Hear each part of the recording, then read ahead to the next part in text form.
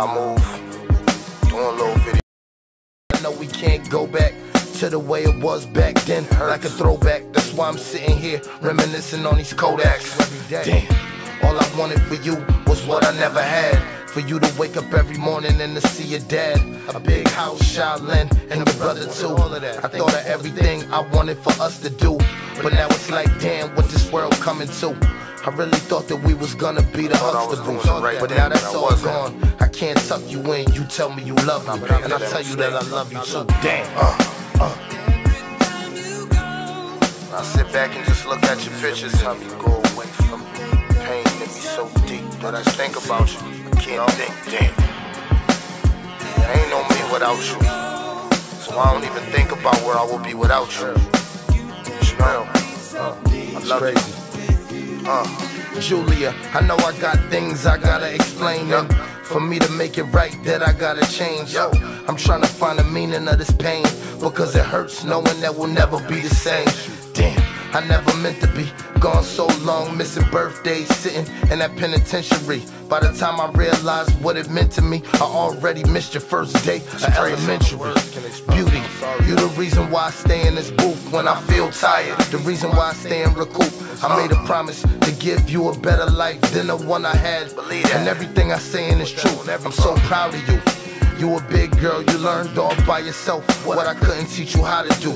Now I'm doing what I gotta do. That's crazy. Cause the bond me and you got is something that I'm never trying to lose. Damn. I don't want you to ever think that. Cause every time you go away from me, the pain in me so deep that I can't think. I can't sleep, man.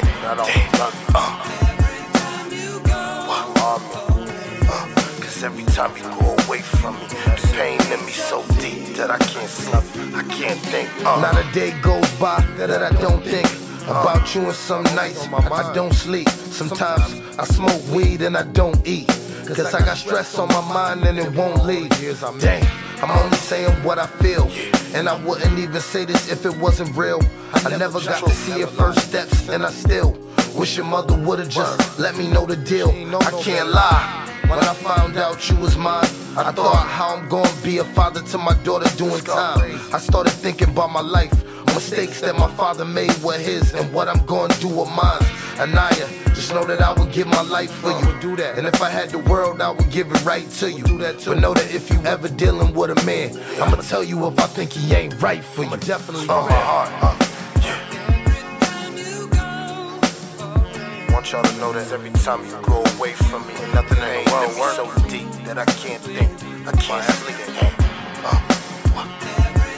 You go away from me, but you always in my heart. Cause every time you go away from me, the pain in me so deep, I can't think, I can't sleep.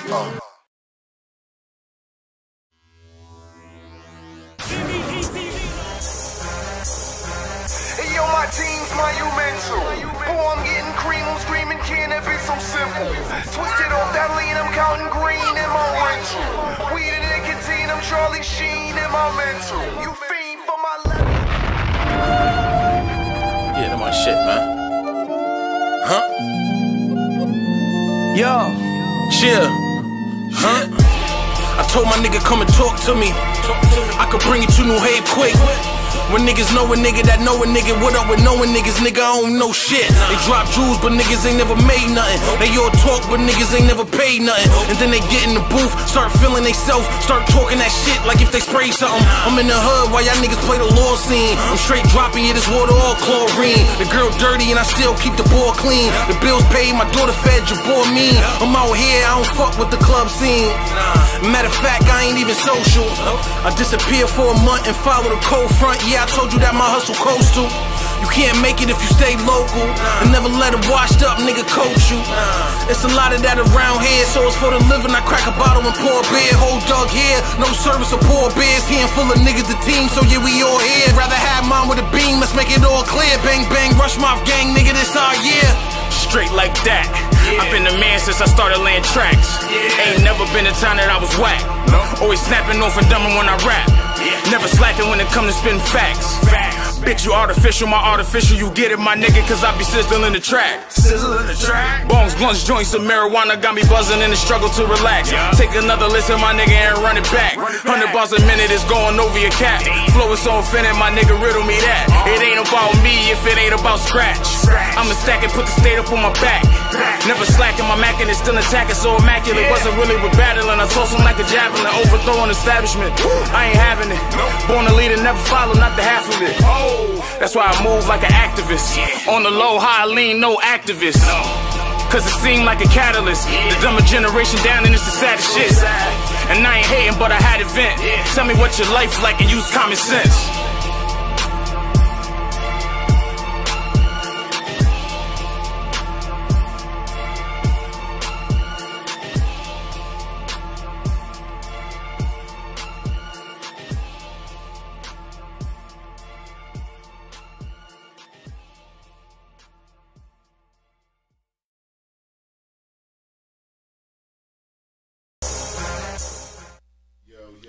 Yo, welcome to the motherfucking Chop Shop. What is? What up? What's going on?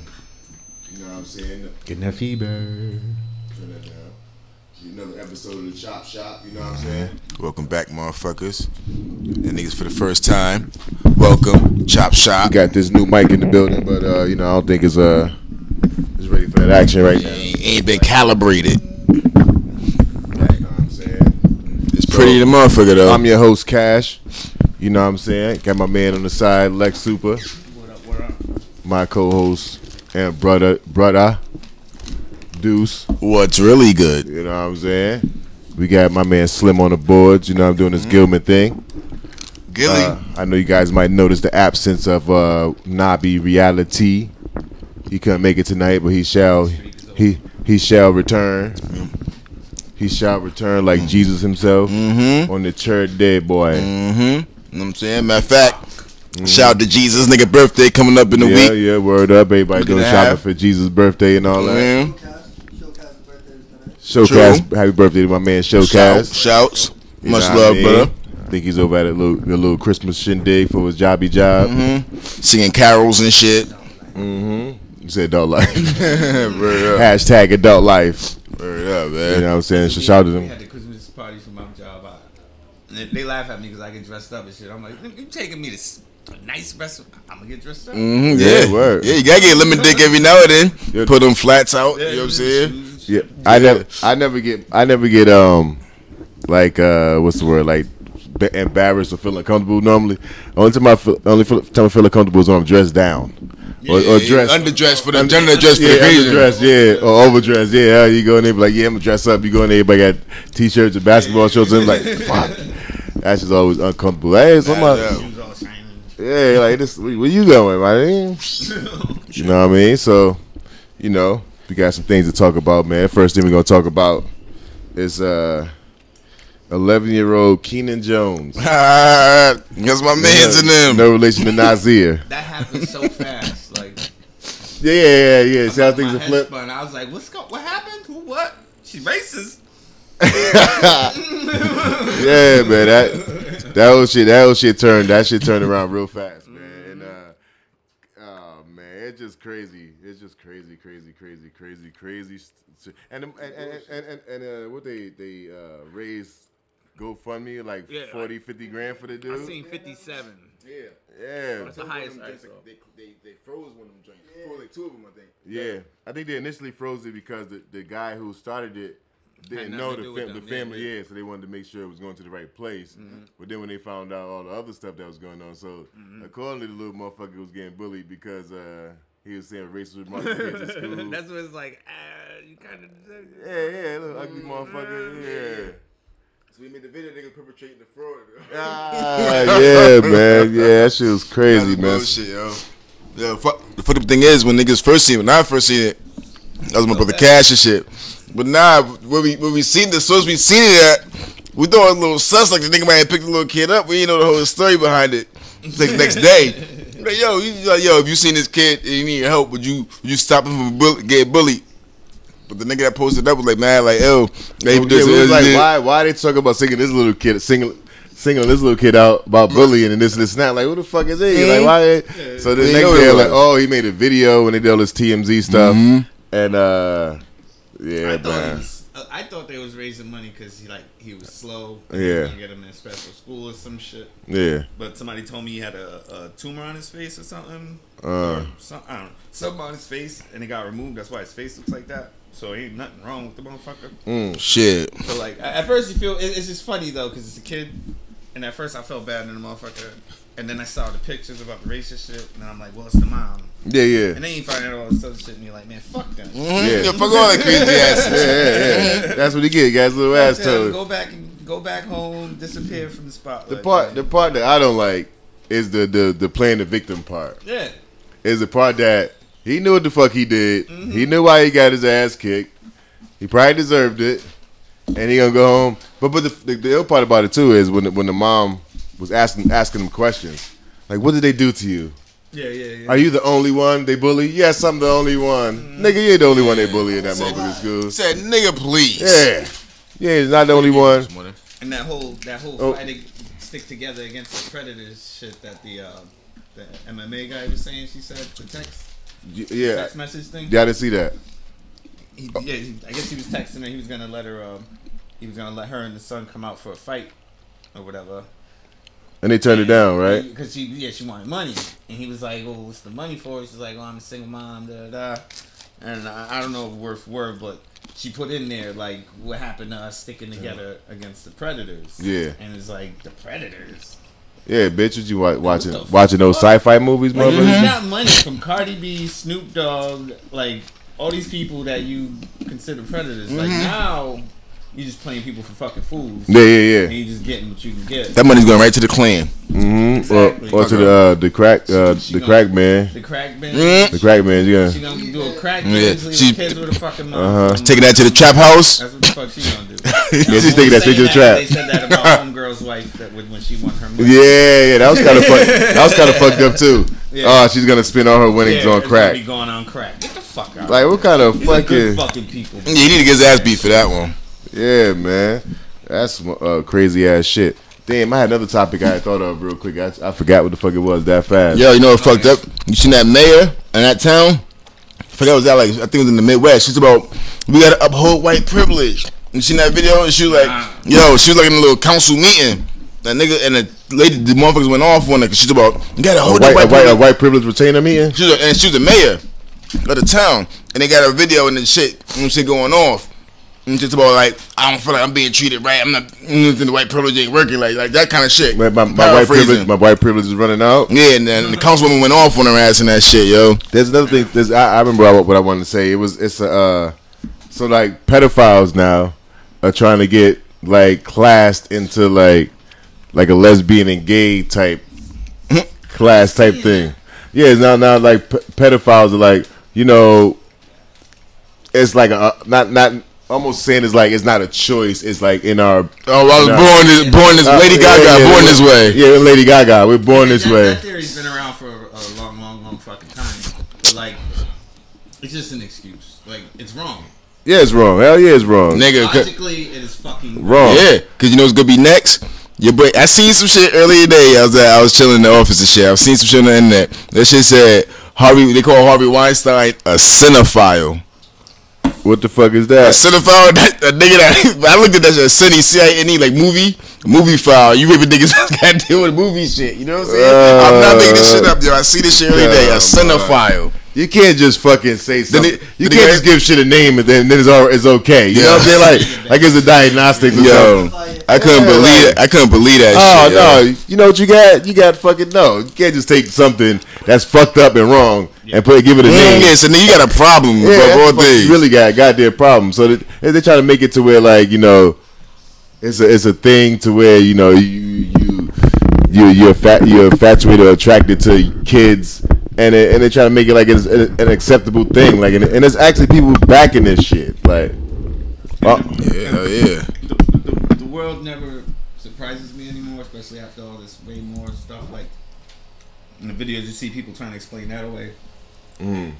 But like, I don't understand how people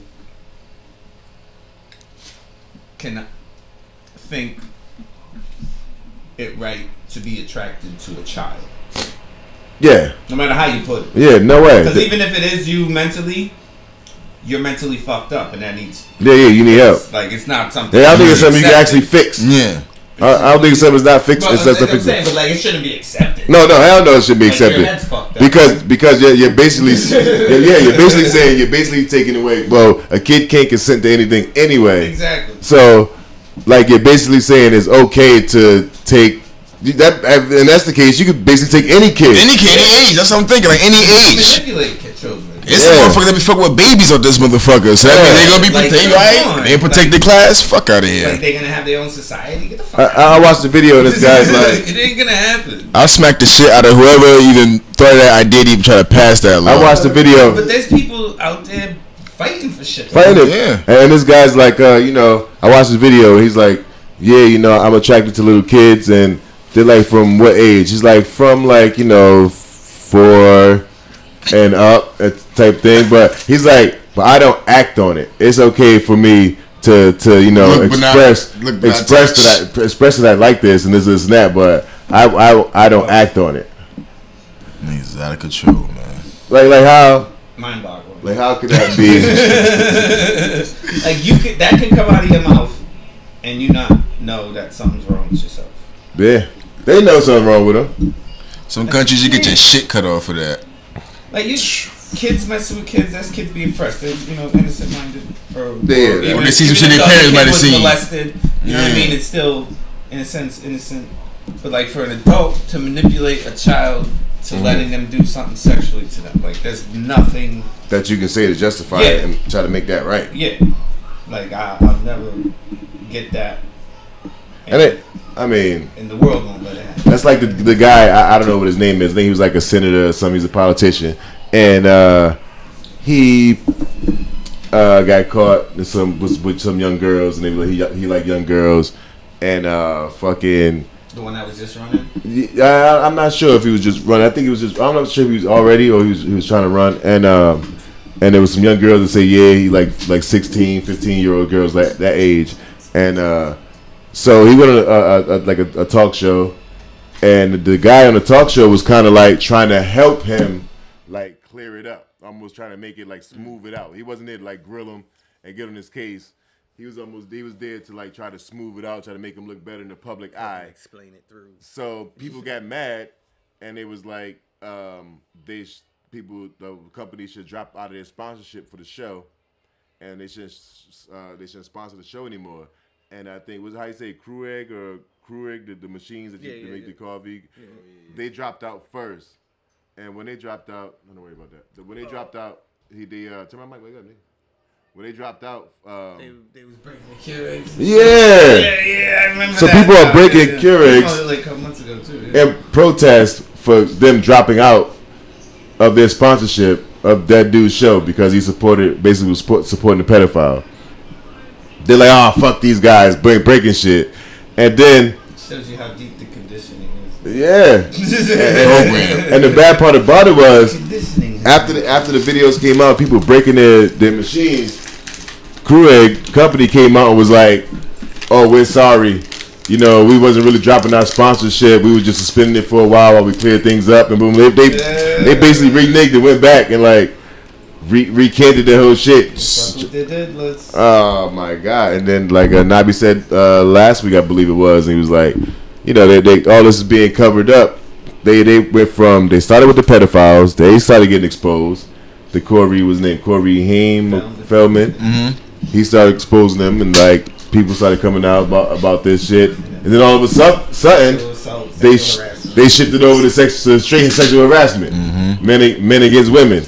And once you get women riled up, you know how that go. Mm-hmm. You got women from 20 years ago.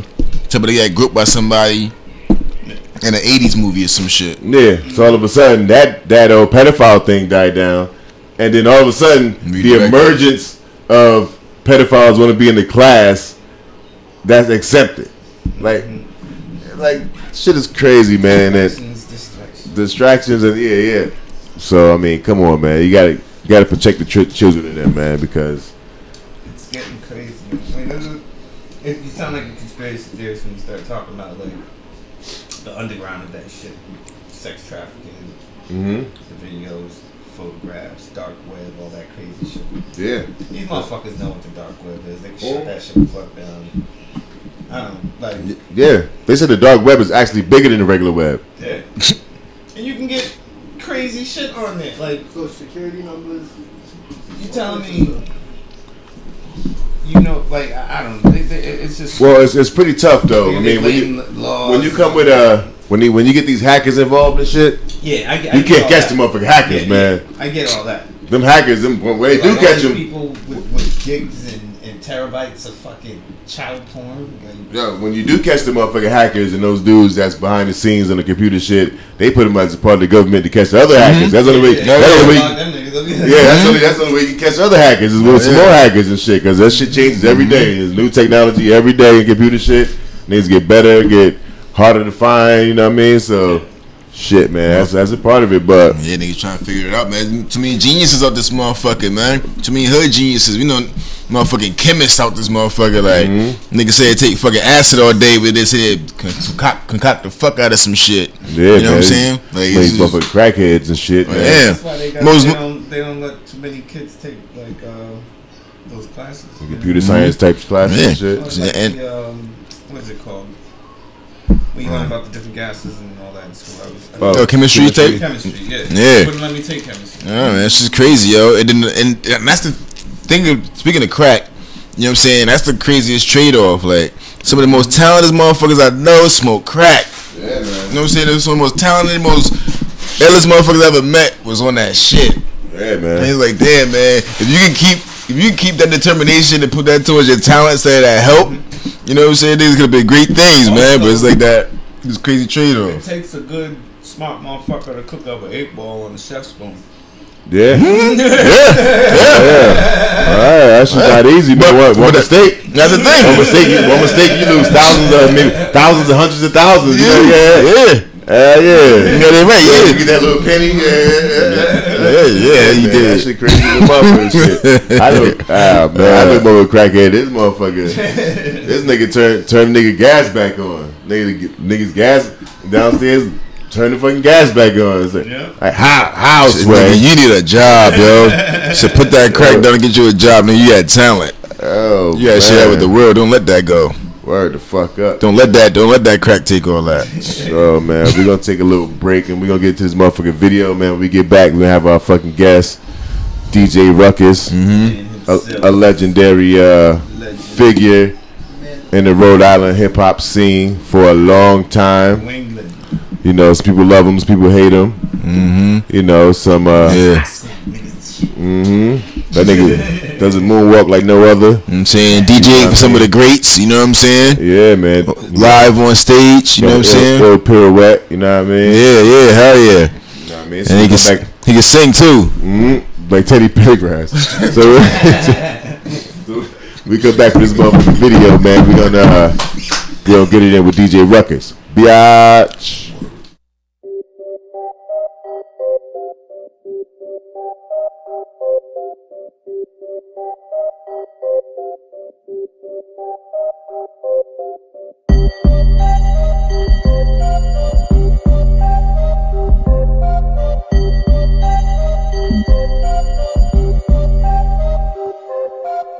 What's good, homie? Got the city on my back. Big paper if you tryna get me on the track. Don't rap for scraps, need a full course meal. Vic block haters like a fucking force field. Realer than the rest, better than the best. Smack Superman, took the fucking S off his chest. Fresh in the flesh, popping like a new hit. Turn down that bullshit and turn up my new shit. Yeah, my swag make love to the rhythm. Feeling good like I got some drugs in my system. Puffing on that potent, sipping on that yak. Standing on the corner, dealing, gripping on that Mac. Spitting shots back at the pole 9 rapid. Rusty Jukes back with a motherfucking classic. Blast it, put it in your car on highest. I stay grounded, still I'm the motherfucking fly. BK to France, this is how we rock. Another shot's fired, another body drop. BK to France, this is how we kill. 24/7, man, this shit is real. BK to France, this is how we rock. Another shot's fired, another body drop. BK to France.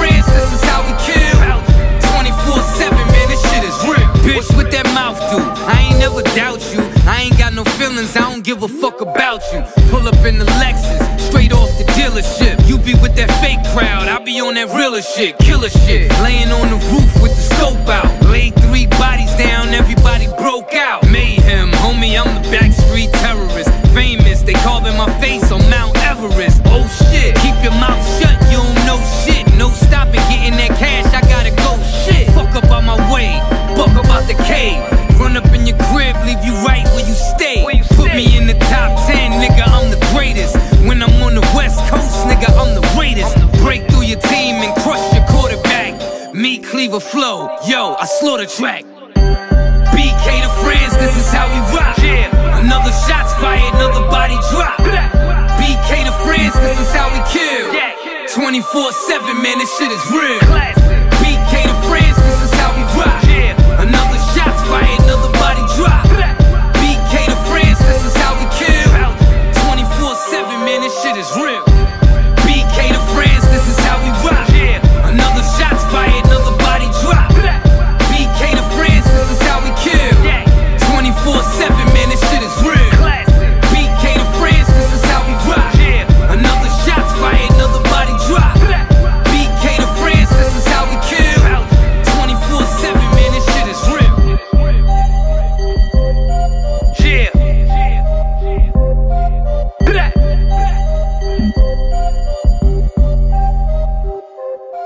Classic.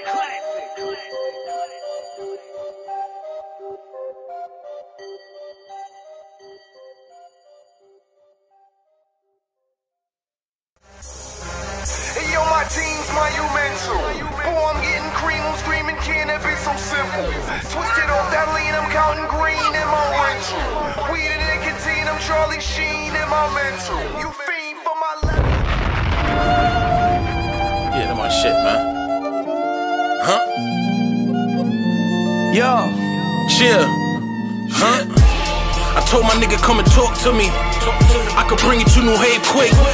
When niggas know a nigga that know a nigga, what up with knowing niggas, nigga, I don't know shit. They drop jewels, but niggas ain't never made nothing. They all talk, but niggas ain't never paid nothing. And then they get in the booth, start feeling they self, start talking that shit like if they spray something. I'm in the hood while y'all niggas play the law scene. I'm straight dropping you this water all chlorine. The girl dirty and I still keep the ball clean. The bills paid, my daughter fed, your boy mean. I'm out here, I don't fuck with the club scene.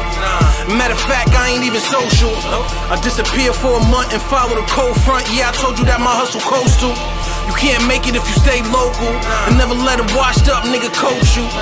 It's a lot of that around here, so it's for the living. I crack a bottle and pour beer. Whole dug here, no service or poor beers. Handful of niggas the team, so yeah, we all here. Rather have mine with a beam, let's make it all clear. Bang, bang, rush mouth gang, nigga, this our year. Straight like that.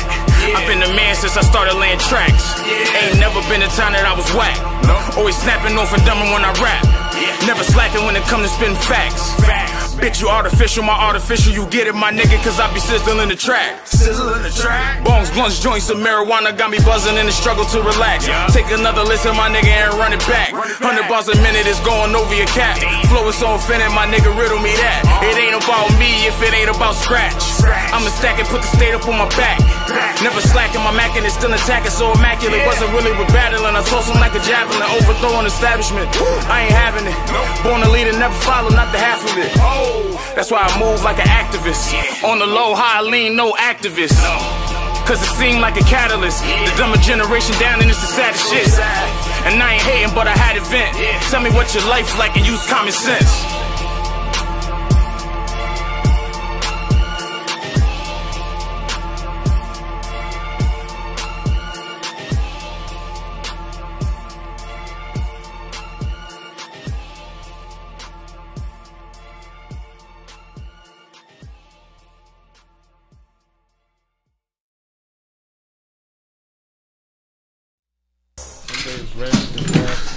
What up, what up, what up? Welcome back to the motherfucking Chopp Shop. Hope y'all ugly motherfuckers enjoyed their videos and shit. Yeah. You know what I'm saying? So we back on this bitch with our special guest. You. The legendary You. DJ Ruckus. Oh, yeah, nice and loud. Mm-hmm. Yeah, man. So yo, man. Yo, I shouldn't even have to. I shouldn't even have to, you know, introduce this guy. You know what I mean? Like, he's a legend. I remember I remember fucking. I would be at before I really knew Ruckus. I'd be like, damn, I wish I can go up in the motherfucking Music Fiend and shit. Like when it first started, I'm like, I don't know none of them niggas though. They probably like, who the fuck are you? They be like, who the fuck is this nigga? You know what I mean? So, you know what I mean? Give us an introduction, Ruckus. Let's know who you are, man. What you do? I DJ, I promote, I try to push the culture forward by letting other people push the culture forward. I feel like I'm the Kareem Biggs Burke of this shit. Mm-hmm. You know what I'm saying? Mm-hmm. I don't want to be the Dame Dash. I definitely don't want to be the Diddy, but you know, I want to be that dude that's on the outside looking in for the most part. You know, how long y'all been here? And I ain't never been on your show. Well, I ain't never been on the show, man. We had to ask him to be on the show. I moonwalked in here a couple times. Yeah, little cameos and shit. No pop-ups. Yeah. What did I just say before? Yo, man. What happened? Pick this shit up, man. What happened? See, pirouettes. Yeah. Oh, yeah. Pirouettes and shit. Last time we got DJ Ruckus on the show, you know what I'm saying? He does an incredible moonwalk. You know what I'm saying? Yeah, this nigga said the moonwalk in the thing. Yeah, I moonwalked in here a couple of times. Mm-hmm. That's about it. And why is it that you don't like to be, you know, included in some of the podcasts that's up here at Music Fiend?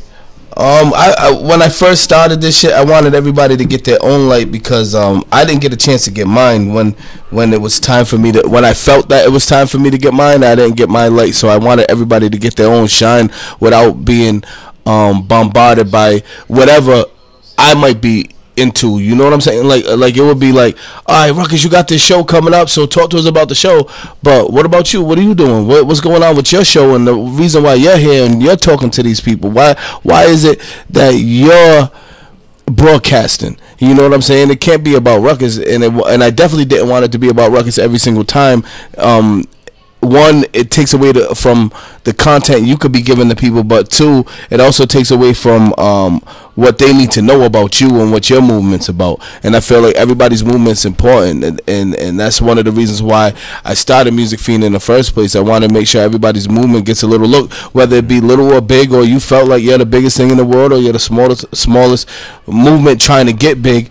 I wanted to give you the opportunity because those opportunities were far and few between when I was trying to come up and do my thing. And to be real with you, it was like, not to sound like a racist or nothing, but at the end of the day, they would give all the opportunities to the white DJs, wouldn't give them to this Music Fiend was supposed to be a DJ station. But it turned into what it is, and I'm grateful for that. But at the same time, it was like all these white DJs would get a pass, meaning that Paulie D and shit. Paulie D, CR, and I mean they're all cool people. But at the end of the day, I feel like, to be real, no one could play the music like I play the music because I grew up off this music. There wasn't no transition where I listened to Green Day, then all of a sudden hip hop was cool. Yeah. And there wasn't no transition where it was I listened to Metallica and all of a sudden hip hop was a thing I was into. It wasn't a phase. This is what I grew up off of. This is what my mother played, and then my uncles played, and all that type of stuff. So if this is what I grew up off of. So with that being said, like it brings us back to the beginning, man. Like I know you were saying like, you grew up on all this music and like it's basically been in you, but like what really got you into like DJing and then be like, you know what, fuck it, this is what I want to do, and I'm gonna put all my time and effort into this shit? It's everything started really because my mother didn't want me to do it. You know, that whole rebellious, you can't, you're not gonna make no money from that. Yeah, that's not a career. That's not what you need to do. Yeah, no, I'm gonna make it right. 100%. That's exactly what it was. It was, yo, I'm gonna do this whether she liked it or not. You know what I'm saying? So what I did was, she threw out all my records. One day I probably had maybe like 100, 200 records at the time when I first started. Had some bullshit. I don't even know. There was like some bum ass Pioneer, one Technique, one Belt Drive, one I don't even know what the other one was, and and a bullshit ass mixer, maybe back in the day, maybe a Gemini mixer. You know what I'm saying? So I had all that, and I'm in my room, and her thing was homework first, everything else is secondary. Homework, chores, and then everything else is secondary. And I used to skip a lot of shit, so she was like, yo, you know what? She took all that shit, everything, Do it all outside. You cried? Nah, just one. Yeah. Nah. I've been to that point, but nah. That wasn't that day. What that was? Air punches like. Whoo! yeah. Cuba good. Do that Cuba them niggas. So I took all my stuff and I put it in this Russian lady's basement, and she felt bad for me. I knew her son and her daughter, so she let me put it in her basement, Miss Rudashevsky, I'll never forget her name. And she let me put it in her storage unit. She had back then I guess the basements had little storage if you had an apartment in the joint. So in her storage unit, she only had like a couple things, so she's like, you could put it in here, and I took a plug, I went to Radio Shack, grabbed an extension cord and the light bulb with the plug, because it was no power, it only had a light bulb, so I plugged it, and that's how I set up the equipment. And then what I would do, I would tell my mother that school ended at 3 o'clock. She worked so much, school really ended at 2:30, so I had 30 minutes Go get the shit off. to do what I needed to do. Damn.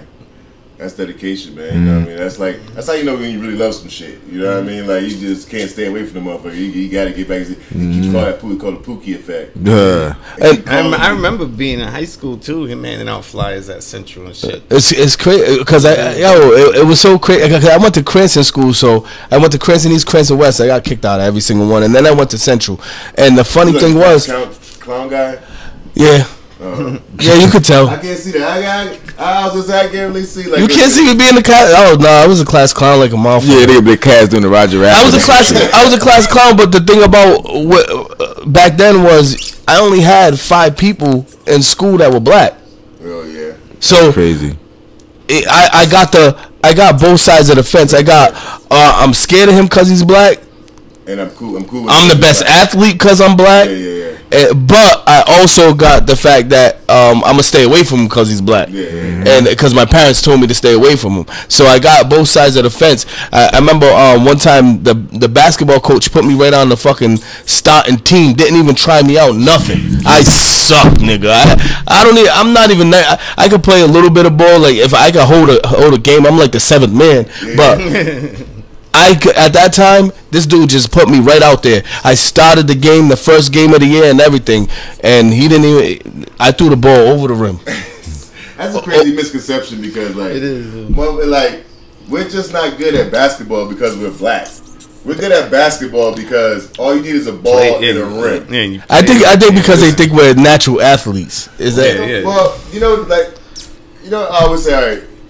Black people probably are good at mad different shit, but we just don't get the opportunity to play them shits. You you think about hockey, right?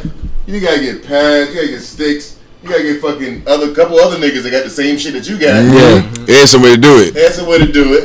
You know what I mean? I always say, if niggas start playing tennis, they taking over tennis. They did. Bro, they did already. After Ash killed tennis. Yeah, hit him in the head. People, you know what I mean? Like Venus. No, I get what you're saying, though. You seen them girls from Nigeria that's in the damn bobsled team? Oh, yeah. I haven't seen them. I just seen them on TV the other day. 3 Nigerian kids went to the Olympics. That's where the fuck they practicing that? Yo, so you know what I'm saying? Use that. They took runners to the heart. The birth of the mixtape era. You know what I mean? We were still kind of in the mixtape eras in a way, but you was at it when it first started. Like tell us about that. What was like when you started getting into mixtapes? Like, you know what I'm saying? Like when you realized like, yo, this mixtape shit is ill, and you started getting into that. At first it was just to be the coolest DJ at Central. Like when I was at Cranston East and Cranston West, it was just I would DJ with a couple of dudes here and there. One dude really had the best equipment like anybody could ever have, and I was like, alright, this is cool. But then when I went to Central, I seen a whole different world, and to be the coolest DJ at Central, you had to come out with a fire blend mixtape. It just blends. They basically just like a lot of people was passing around mixtapes through the school. Yeah, and it was crazy back then. Yeah. So many people just like. It was DJ back then. Like in Central, my class was DJ Swift, Rowdy, and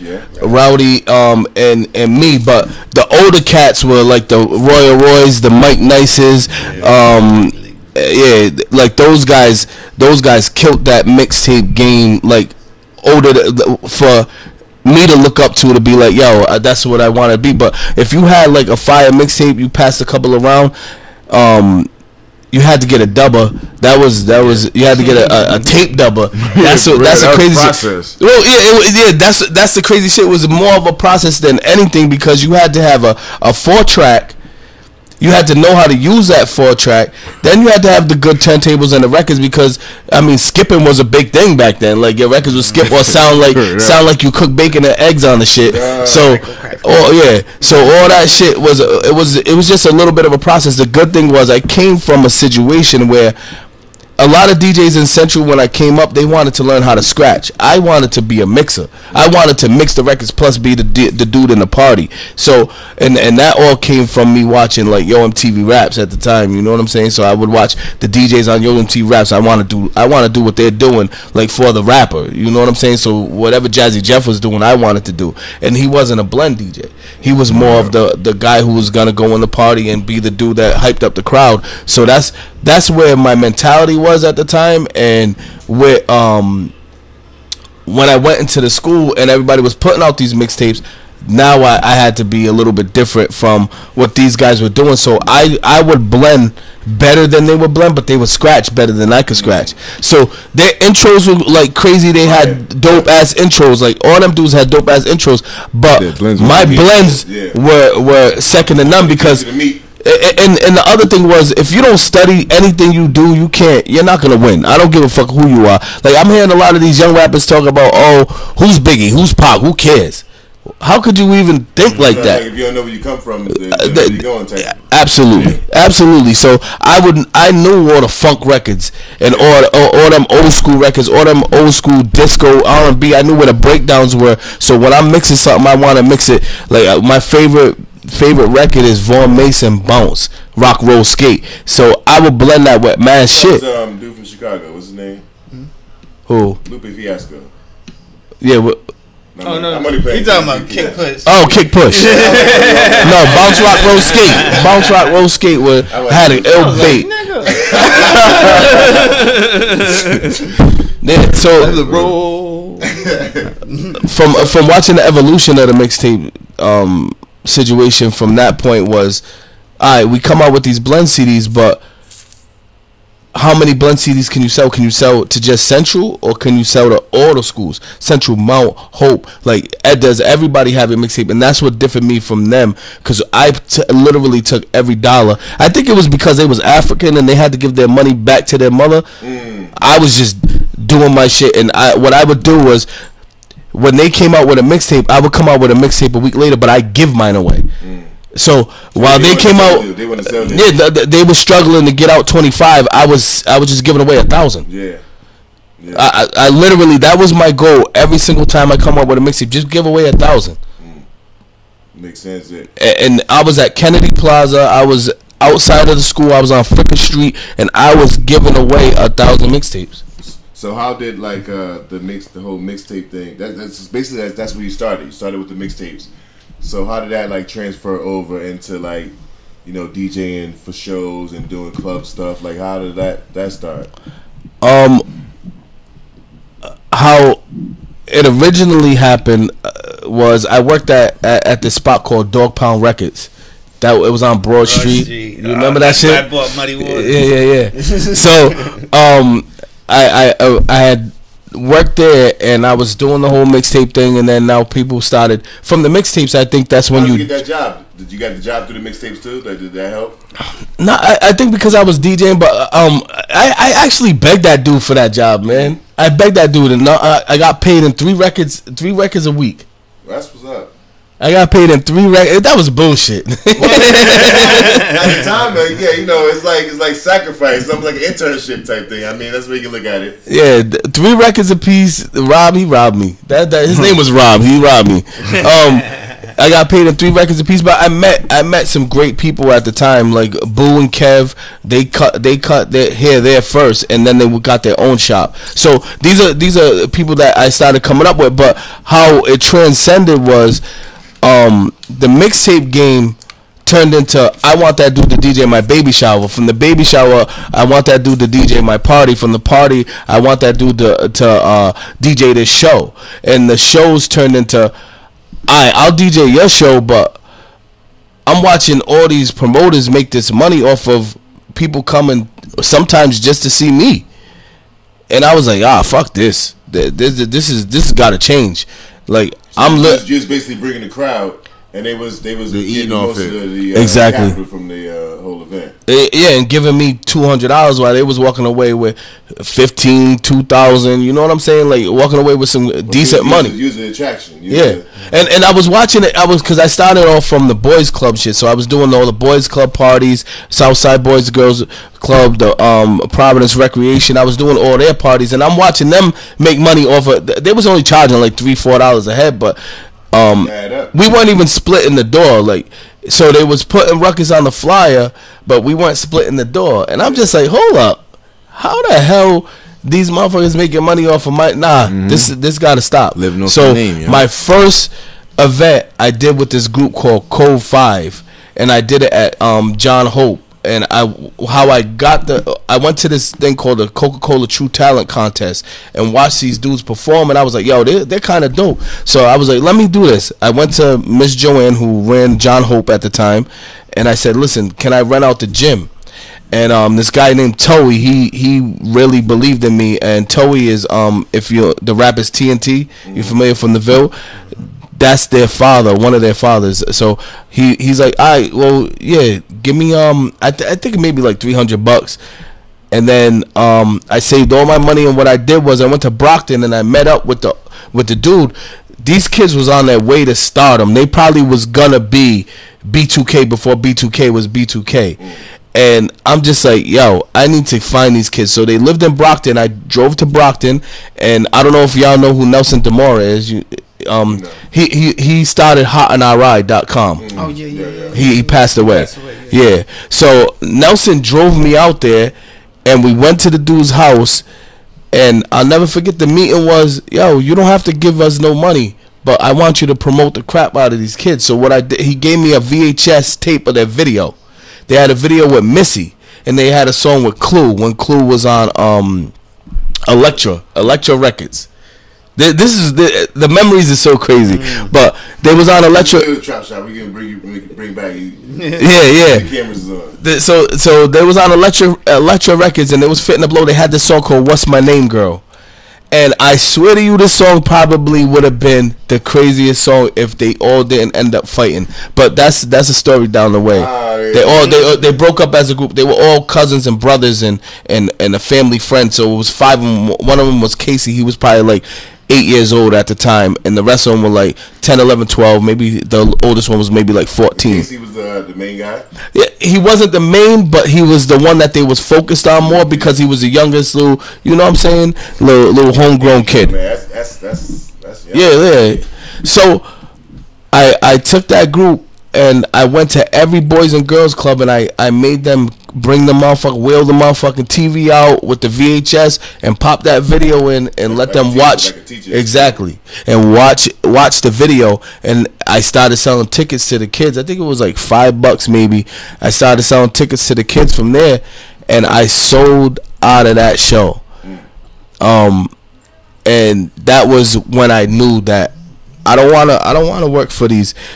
If I work for these dudes, I want to make a cut of something, and I'm not gonna work for them and not make any real money. And that's when I really decided that I wanted to do that. I mean I DJ clubs and stuff like that after that, but it was most about putting on shows. Yeah, it was. I wanted to. If I was gonna do a show, I wanted to put on my own show and figure out how to get it done myself. And that was the day I wanted to do that. What's the pros and cons of putting on your own show, like facilitating your own show, and backing it, have to deal with these fucking artists and all that shit. Like, what's the pros and cons of doing that? First of all, you gotta have the heart to lose money. If you are not into losing money, you're cheap, you're a miser. You might as well just pack it up. You might as well forget it. You might as well forget this whole shit, because I don't know not one promoter that hasn't lost their shirt somehow, some way. Not every promoter has won. They're probably their rate. You don't win every time. They might win most of the time, but you don't win every time. No. I don't even see.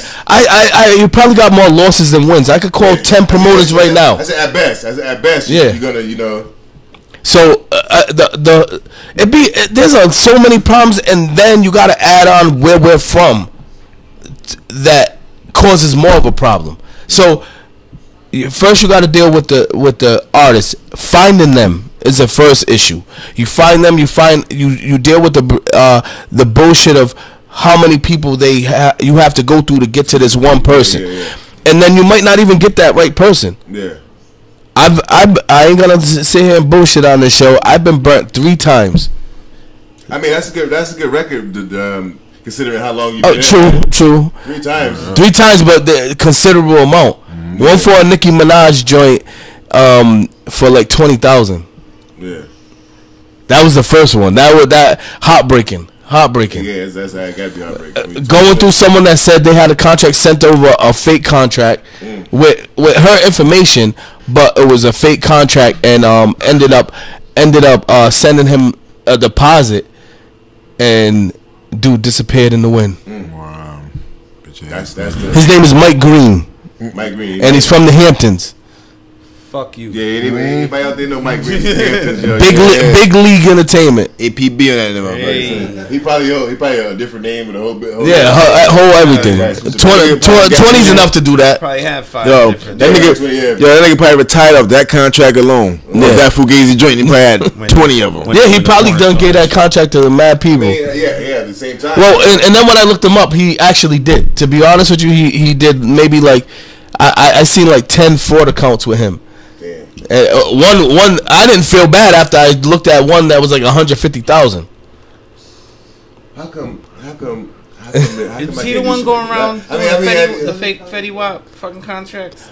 I don't know if that's him, but yo, this Somebody dude was going around if you look up Big League Entertainment, Mike Green from the Hamptons, you'll see all his fake contracts. He did some ill shit, so I didn't feel that bad after I ended up and the other part about that is like in the genre and in the whole that's what I'm looking for, like the type of people that do shows in our culture like that, they're not gonna go after. They want street justice. Mm-hmm. They don't want like get a lawyer, the lawyer justice or the system justice. So it's like almost. But even to get street justice, you gotta find the motherfucker. That's my point. So it's like he probably knows that. Like he's going to win. Like, yo, these guys ain't gonna get a lawyer and try to come after me for this money. I'm just coming over, and then he's gone. But after you got your feet wet in the game, and like who was like the first major artist that you brought out here? The first major artist was Chris Brown. You brought Chris Brown out to Rhode Island. Yeah, it was the first person to ever bring Chris Brown to Rhode Island. I brought him to. That was pre Riri beat down. Way before then. He didn't even know Riri. Riri didn't even exist.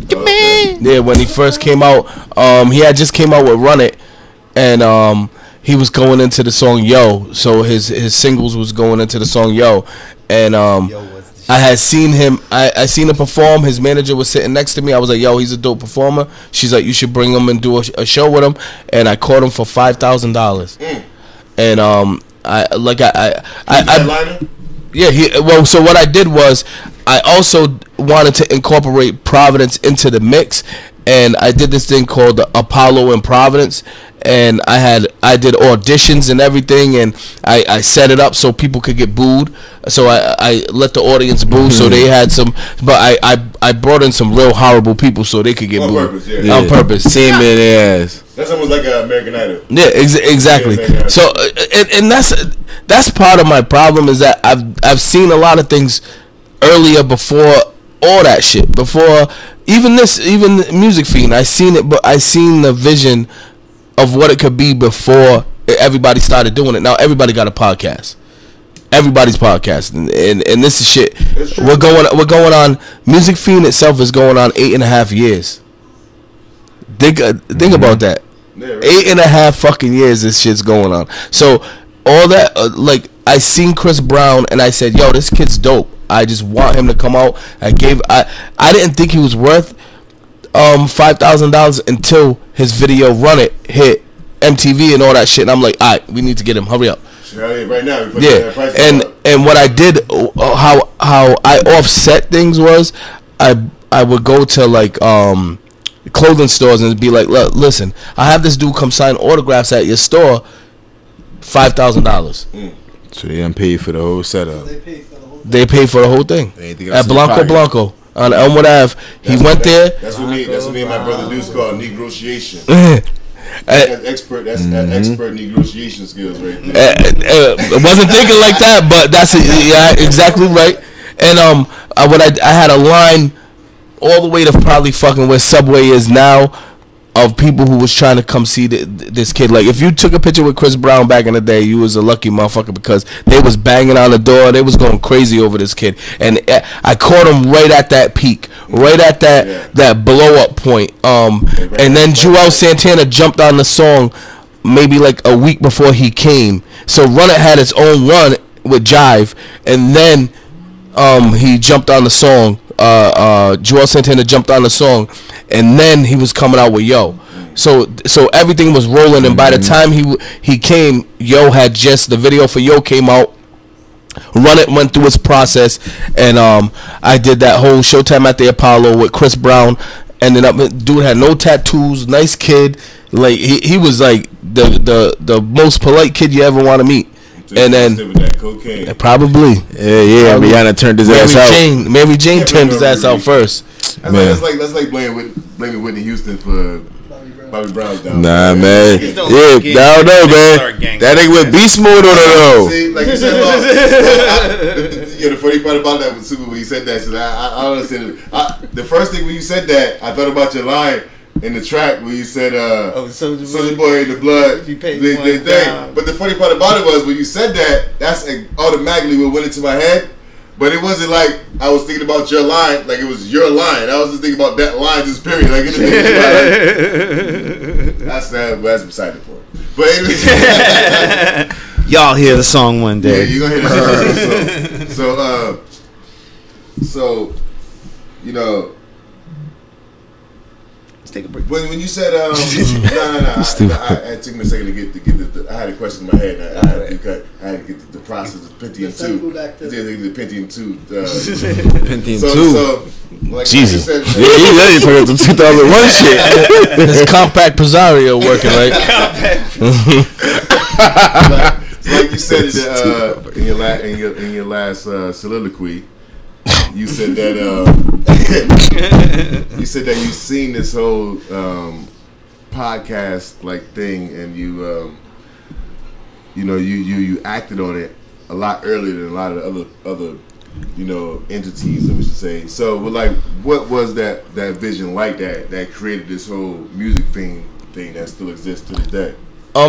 You know what? Before I go to Music Fiend, I think I'm gonna give you an example of how I seen things before. Serato, right? Serato. Nobody had Serato. Nobody knew what Serato was. I think you told me the story about how you went over there with these guys. And I went to Miami. Yeah.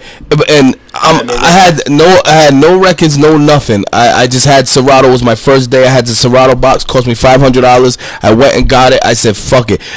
Nobody knew what Serato was. I'm talking like all the big DJs, Clue, Envy, all these guys, Green Lantern. All these guys were in Miami. And this is 2001. 2001, and I was on a mixtape magazine with DJ Khaled, and I still have the magazine, and Khaled's on the front of this magazine, and Khaled was nobody at the time, and still a nobody. No, he's somebody. He's somebody. Yeah, Khaled was really nobody at the time. So I go to Miami and I DJ out there. But what I did was I would go into the club and I would plug up the Serato box early before anybody got there at 2 o'clock. Yeah, and I'm plugging it to the mixer. I just let it hang down, and then my computer. I loaded as many songs up, but I wanted to be different, so I loaded more old school songs than I did new songs. Because what I figured was all the DJs were going to come with crates of all the new shit. They had all the new records, but You had a weight limit to get on the plane with, so you couldn't bring that many records. So everybody's gonna bring whatever's new. They're not even gonna go backwards or anything. Probably go there and try to buy some records.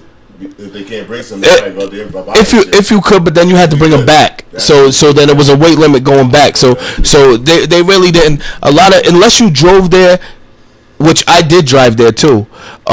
You weren't really going with. I brought a couple crates, but I didn't bring. They was in the truck the whole time. I wrapped up a truck with my face on it, and we drove to Miami, and the first club I did, it was called I think it was Red, and Envy was after me, and I'm plugging up my shit, and all the DJs are looking at me like, what the fuck are you doing?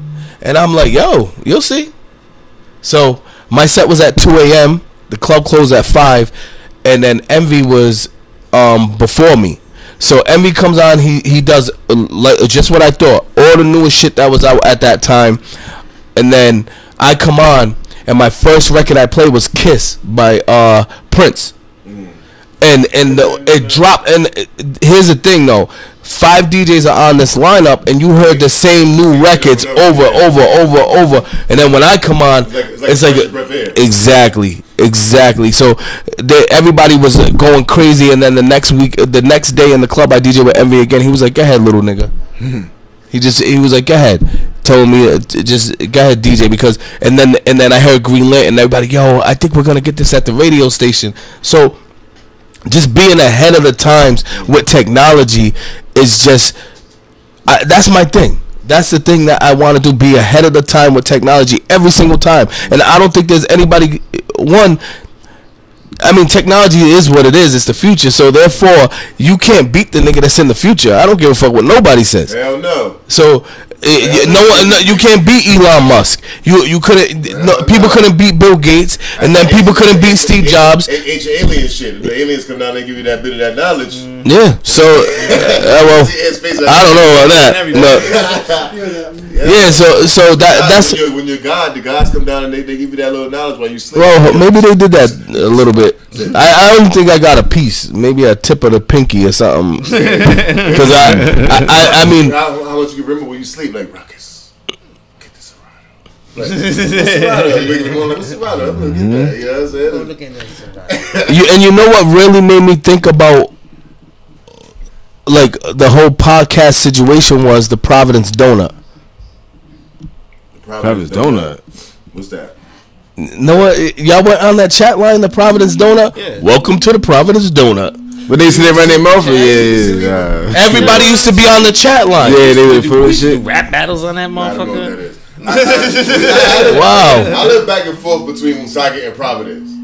It was so basically it was just a number you call and everybody. It was a chat line and everybody was in the rooms. I know the chat line you talking about. Yo, man, but it was never a chat line guy. I mean, I just go to listen. You know what I'm saying? I'm a observer. I want to observe shit and then take it back. And that's just how I've always been. I just observe things. I going to chat line and doing some wicked. Yo, man, I listened to that shit one time. Yo, I said never listen to that shit again. Yo, they gave me the phone. He said, yo, I am in the bathroom. I'm on the phone. It's a chick. Niggas like, ooh, that sound good. What you eat? It's like nice. Yeah, like, fuck out of here. What's that? Listen to this bitch smack on food. But you know what's so crazy is that look at how that turned into social media. Yeah, because that's exactly what happened. Yeah. You know what I'm saying? Everybody, that was Facebook at the time. You know what I'm saying? So if you look at all that type of shit, it's all that technology turned into something. And now look where it's at right now. Like you could literally just go on your phone and see the next person from wherever they're at. Yeah. And then now you not only that, you can be with 3-4 people in that same room, all talking to each other on that. That shit's crazy. That shit eliminated maps. Niggas ain't have to go in the motherfucking hardware stores to get maps and shit places no more and shit. They got to drive. Yeah. Niggas all set. So at the end of the day, that's where Music Fiend came from, the thought of the technology that and if you notice, like, first Music Fiend had the camera switching, like when it first started, before y'all was around. Music Fiend had the camera switcher, and I was doing the camera switcher. It wasn't technology that was doing it. I was using a CCTV surveillance camera switcher. Across the board, like you just switch. And I had these little ass cameras, and you really couldn't see shit. Like if you go back on YouTube and look at old Music Fiend videos, you'll see that like the cameras were like they were weird. Like sometimes they were night vision, and I was just testing shit out. Yeah. And then I went to learn on your own. I went to B&H in New York, best place ever for you to go for technology, and a Hasidic Jew dude. It's called B&H. It's they have a lot of Hasidic Jews that work there, and the Hasidic Jew dude said, "What the fuck are you doing, sir? This is not how you do this. You do it this way." And then I came back with all the equipment, and I was like, "Yo, this is how we're gonna do this shit." You know what I'm saying? And even with Music Fiend, it was more of me wanting to give everybody that light that I wasn't getting at 95.5, because that's where I was. And and I even added people like Bad Lad, Paparazzi Rob. All these guys had their own show. Grimlock, he called himself Big Love, and he was doing the Gentle Touch. So all that type of shit, I brought all them people on board because I wanted everybody to get that light. But the 95.5 wouldn't let you, because if you really think about 95.5, it's just a setup. Like they're giving you 12 to 16 hours of black music in one day. Like how the fuck you fit black music in 16 hours? Yeah, the first rock is gospel. Alternative rock could be 7 days a week. 6 days a week. 6 days a week, yeah, that's true. Alternative rock could be 6 days a week. That shit 6.5 days a week. That shit never added up to me. It never added up to me, and I'm just like, yo, what the fuck is this? And why do we go for this? And on top of that is a college station. Is that even a major station? That's what people don't understand. People don't get that. It's a college station ran by college students. Yeah. When this college student, and this is what my problem was. The guy that brought me on, his name was Stu. So, well, before you say that, they changed the person. Yeah, and that's what I'm about to get to. So every 4 years, that college student would change. But what his or her thought of hip hop is what the station became for that 4 years. So if they thought hip hop was Will Smith getting jiggy with it, that's exactly what you listened to for 4 years until that person graduated. Next person came in. We dealt with it because all we had. Yeah, we didn't have nothing else. That's why. If you know the history of 95.5, it started way back in the motherfucking the James Brown days. You know what I'm saying? And they wanted to hear the James Brown, and they only gave him an hour. They only gave him an hour. So that hour turned into a couple of hours. Then they just shut the shit off and said, no, you're not getting nothing. But then the black students that went to Brown University was like, we want our music. You got to give us our music. And that's why they gave them the Sunday, and they called it the 360 Black Experience and Sound, because you're getting 360 degrees of music on that one day. From gospel to rap. 2 hours underground, hour and a half underground rap. When I was there was a couple of things I tried to vote to get another day. They wouldn't give us a weekend, but we voted to get that name off of it, like 360 Black Experience and Sound. Let's go. Let's do something else. Providence Plantations, Rhode Island, and Providence Plantations. Yeah. And we haven't even fought for that to get the hell off of this. Still, it was on the last ballot, and they voted to fucking keep it. It didn't work out.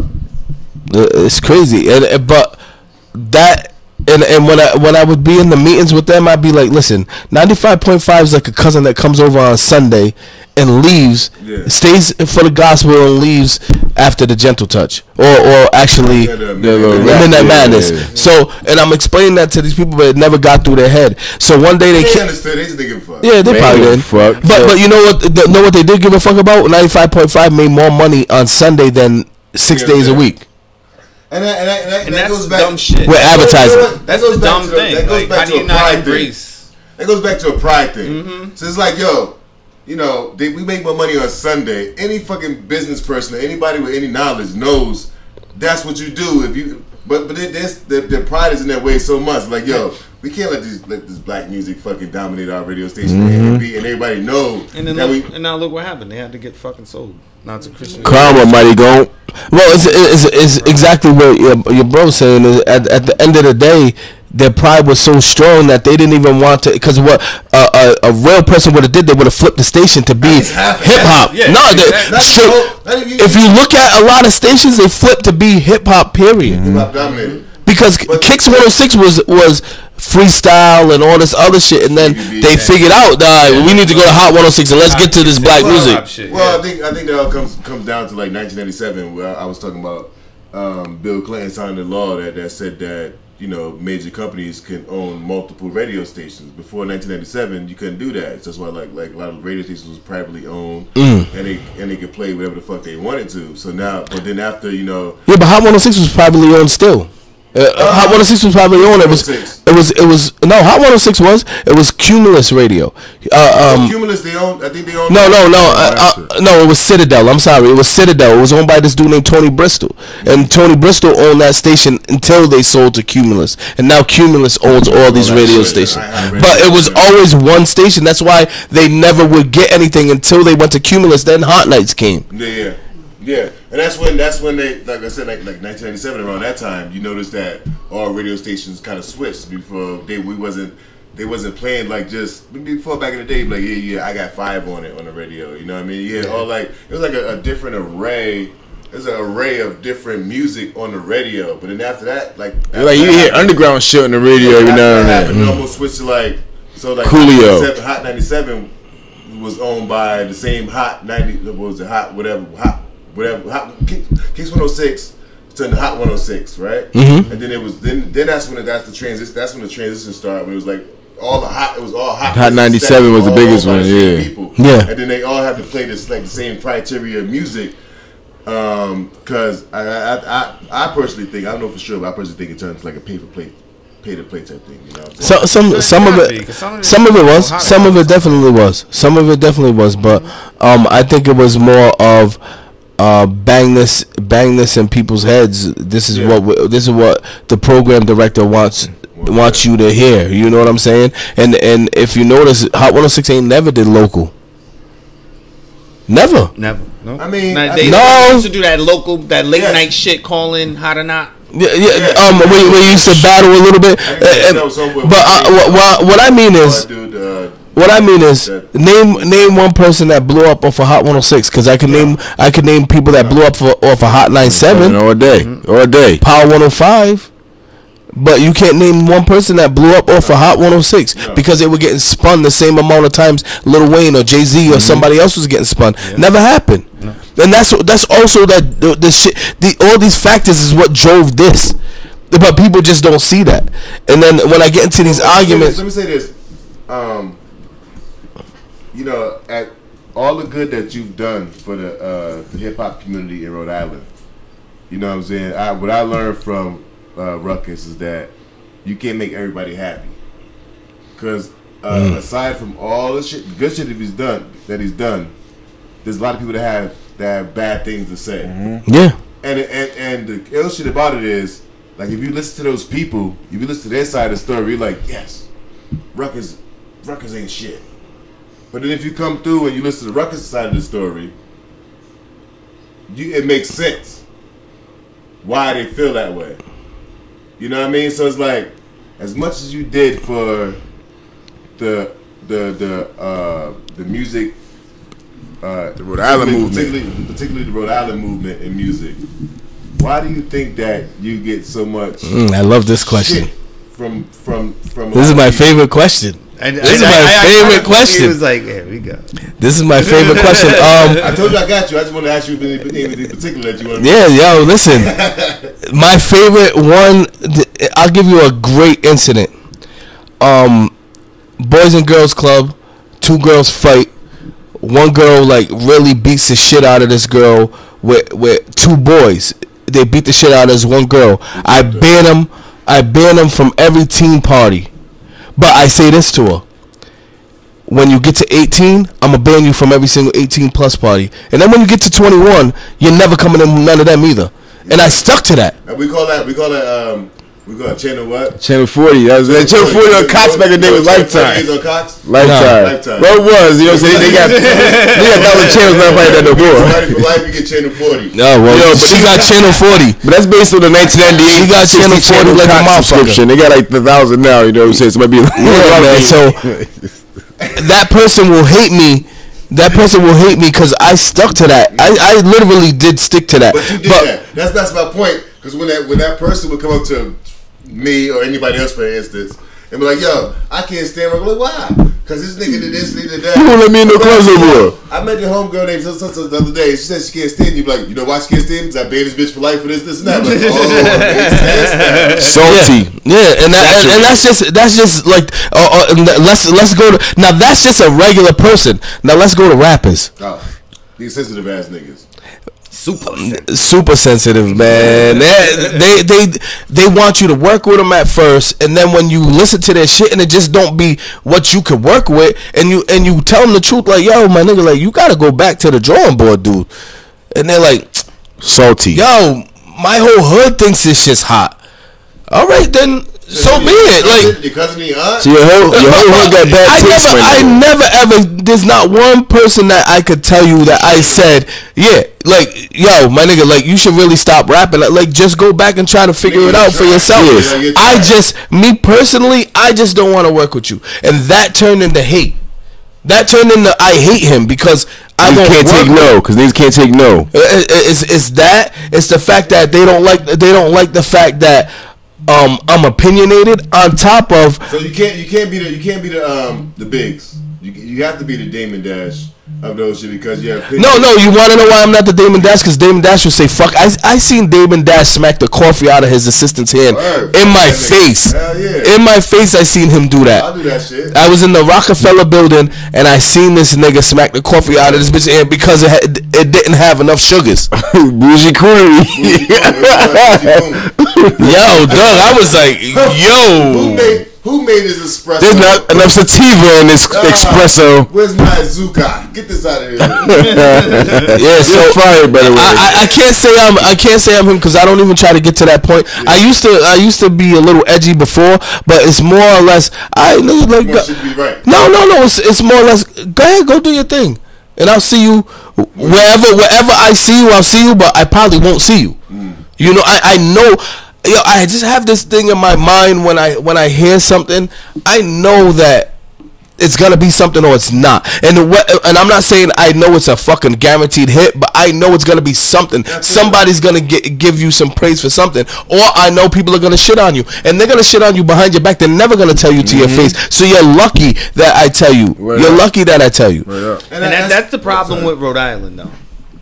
Is people can't do that. Right. Speak up. People can't say no. People can't just say like, dude, nah. It's not good. Like, fix this, do that, something, or you just ain't got it. They will sit there and they'll let these motherfuckers go and do a fucking perform at every fucking show and have them thinking that they got something going. You know what I mean? There's one thing that differs from that. The only thing that I'll shut my mouth for is money. And now, if you suck and you got the bread, you're paying for it. Listen, I ain't gonna tell you no. But that tongue get that guap, bro. That's where I was getting. It's because motherfuckers have money. It's funny how it works out. Is where the people with talent have no money, and the niggas with that's how it always money works. Have no talent, and they sure the fuck ain't trying to help out this nigga because they want to shine. Oh, of course. You know what I mean? And I mean that's worldwide. But here you see that shit. They don't even have a nigga on the track. This nigga, I gotta get this nigga on the track. I'll Exactly. shine me on the track. But like, I gotta be more money to niggas that like me. Yeah, nigga ain't shit on me in my album. Some of these motherfuckers. Yeah, man. And we ain't even out there really trying to promote a motherfucker or anything. It's just it's so dumb and people are so sensitive. That goes back to the motherfuckers that like when you're in a game where you are critiqued by by the masses. Like you're putting no matter what, when you're being creative, you're putting your shit out there and going out on a limb and hoping people are gonna like your shit. You know what I mean? More than not. Yeah. So if you're fucking sensitive to the whole process, like you shouldn't even fucking be a part of this shit. Like you're not built for this, right? Because niggas gonna tell you. Niggas told Eminem he sucked. Niggas told Jay-Z no. Yeah. You know what I mean? They told some of the greats no. So how the fuck you think everybody's supposed to praise you? And if you think if that's your mentality, like you're living in the wrong world. 100%. Made them great was seen as still people were like, nah. That was a part of it. It made them better. Expose it to the world, and it's like, oh shit. The problem is opinions are like assholes, and everybody gotta have one. And you can't be mad when the motherfucker express theirs the right way. You should congratulate them because them niggas said it from their heart, and that's supposed to keep niggas motivated and driven. That phrase, opinion is like assholes, and everybody have one, is even more magnified now because of the social media. Yeah. So now people can hide behind their opinion on the computer and not tell you because before your opinion was to your face. Like if you had to, there was no outlet for me to go somewhere and be like, yo, this dude sucks or this guy sucks or this is whack. Even though Recluse motherfucker got a stage right now. Yeah, you know what I mean. So your opinion was basically verbalized instead of textualized. That's not even right, but whatever. You know what I mean? So now there's even more opinions because I can go on social media. I can have you can be my friend. And I can be like, yo, this is my track. And if I got a fucking 5,000 friends, like 7, 6, 3, 4, 500 probably might listen to it. You get 6 likes. Opinion. Yeah. But that's what it's for. It's for them to have opinion. I mean, you can't take what they're gonna say to you. And it's even more brutal because now they're not in your face. Yeah. Yeah. Now they're at home. Niggas would go at you. You don't know them, and they can say whatever the fuck. You fuck your whole day up. I was in the Rhode Island hip hop group, right? And somebody put up a picture. And they said, "Who's better, Logic or what's my man from Worcester's name? Jordan Lucas." Right? And I was like, Logic is alright. I think he's a little corny, you know what I mean? But Jordan Lucas is a way better MC. And this dude, right? He was like, that's the problem with everybody. You know what I'm saying? When a person come out and he's trying to spit some positive shit, and you know he's trying to do this, and that. Everybody want to get on him and say this, and that, this, and that. I'm like, all right, whatever, you know, that's your opinion, whatever, but I think Jordan Lucas way better artist. And homeboy's like, he started getting at me like, fuck you, you fuck boys, and this, and that, and you ain't shit, and this. I'm like, yo, niggas say things a lot personally, man. In the wide words. That ain't even his music. Check this out, right? It's better, right? I was here, and homeboy's like, you should choke on a dick and eat a dick. I'm like, yo, you talking about positivity, but you're telling me to choke on a dick because we had different opinions. You know what I'm saying? Like, do this and that. I'm like, yo, I'm downtown Providence. When you get down here, meet me on the side street, and we can talk about this shit face to face. Fuck you, this fuck boy, this, that. He's just going off. I'm like, yeah, I'm still downtown. You come down. And then some other dude comes up like, nigga, I was with you in jail. You're a fucking diddler. Oh, to the dude? Yeah. Homeboy. Chester. You're a diddler. You touched a little boy. You admitted it, my nigga. It's like that. And homeboy's like, nah, fuck you. You don't know what you're talking about. And then this and that. And then eventually your boy just stopped responding. Let it go. L.I.G. Yo, it goes down to wise words of Hove. Sensitive thugs, you all need hugs. I look at it like this. Like, niggas don't understand that there's really like 3 degrees of separation in New England. It's not 7. Like you know somebody who knows somebody that absolutely knows everything about you. So chill out. You know what I'm saying? Like don't get too crazy. Yeah, and that goes down to the music too. Like you can't get super crazy with the music either because we know how you grew up. So cut it out. Yeah. And that attributes to like being popular in your city and being more popular outside of your city. Because like when you're in your city and then people go to your shows and they see your shit and like, that's not him. I know what this is. But when you go outside of your city, you go to Mass or different states or whatever, and you do a show, you're just judged off of your music basically. So I have a question. So do you think blowing up in your city, is that blowing up outside of your city, is that an actual thing, or is that what you just said? Is it a gimmick? No, that's a thing. You mean blowing up outside it? So what you said was here. It's kind of hard. No, but what you said was what I'm trying to ask you is, does it make sense to blow up in your city because it's harder to do, so you actually will get more praise? I don't think it's necessarily harder to do. I think it's harder to do if you're not a real nigga.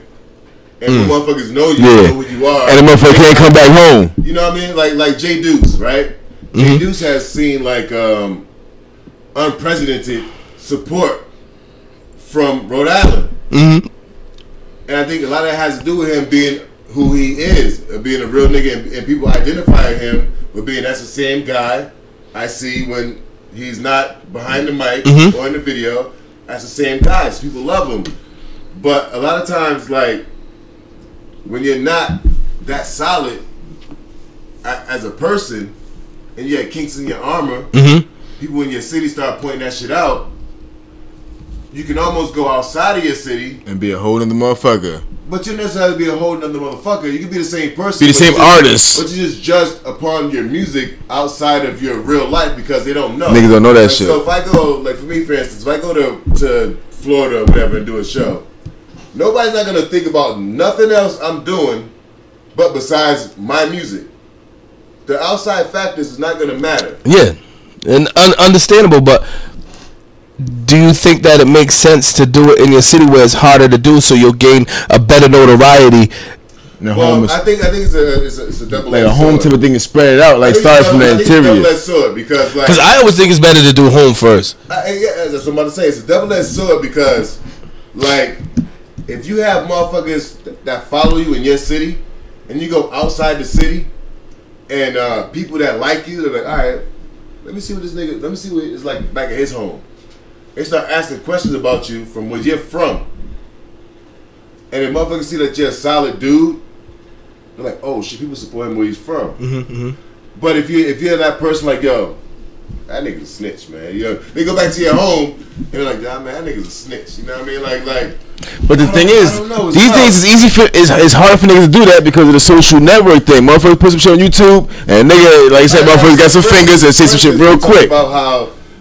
We talked about how you're loved and also hated at the same time. So, like, if you go out and you do a show somewhere else, and they're like, "Yo, let me see how people respond to this dude at his crib." Depending on the people they talk to, they're gonna get different answers and different responses. See, you know what? A lot of people do like because I do shows other places and I've done shows other places. People have called but you can hate me, but there's one thing you cannot say about me. I do this DJ shit for real. You can't. There's not one person. If you say I'm whack DJing, you're lying. Oh yeah, you're lying. You know you're a liar. That nigga Zay's nice to DJ, and I ain't never seen nigga DJ before. That man's not hot set. You know that shit. Your daddy taught you. So it's like this. A nigga can have bars and crazy bars. If someone calls back home and says, "Yo, is this dude?" Now, if they're looking for, "Oh, is he a stand-up guy or is he a father to his kids or all that type of shit?" If they're looking for all that personal shit, you know what I'm saying? They might, and you're gonna get the ups and downs. But if you're looking for the craft situation of it, yo, this nigga got bars. I hate him. But this nigga's nice. And there's a couple people I can say that about. I might not like, but the nigga got bars. Yeah, you can't deny it. You can't deny music, so you can't deny nothing that I've done. My track record, you can't take that back. The things I've done in the city, you can't take it back. Nobody can.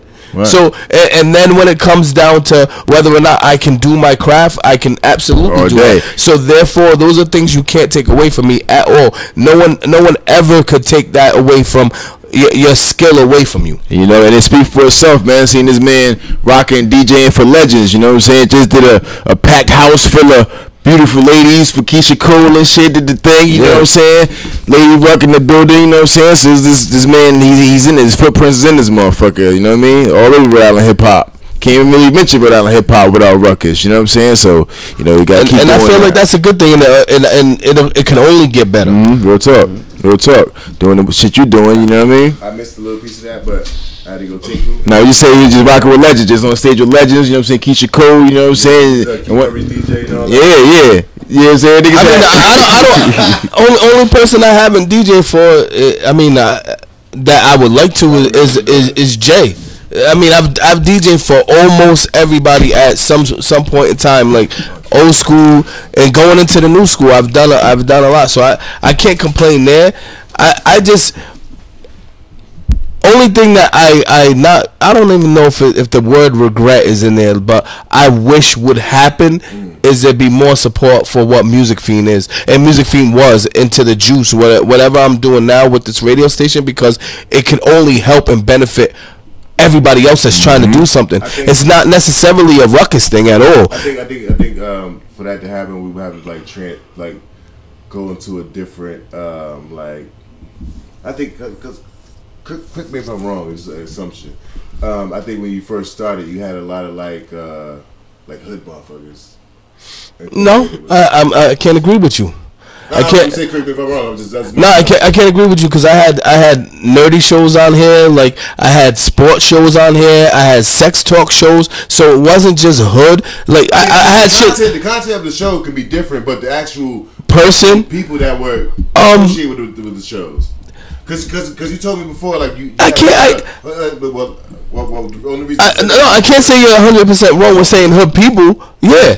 But y'all are hood people. No, we're hood. But I think. Well, my point is. So what difference from your mentality to the next person's mentality? My point is, hold on, one more thing. What differs about it is that you're passionate about this shit.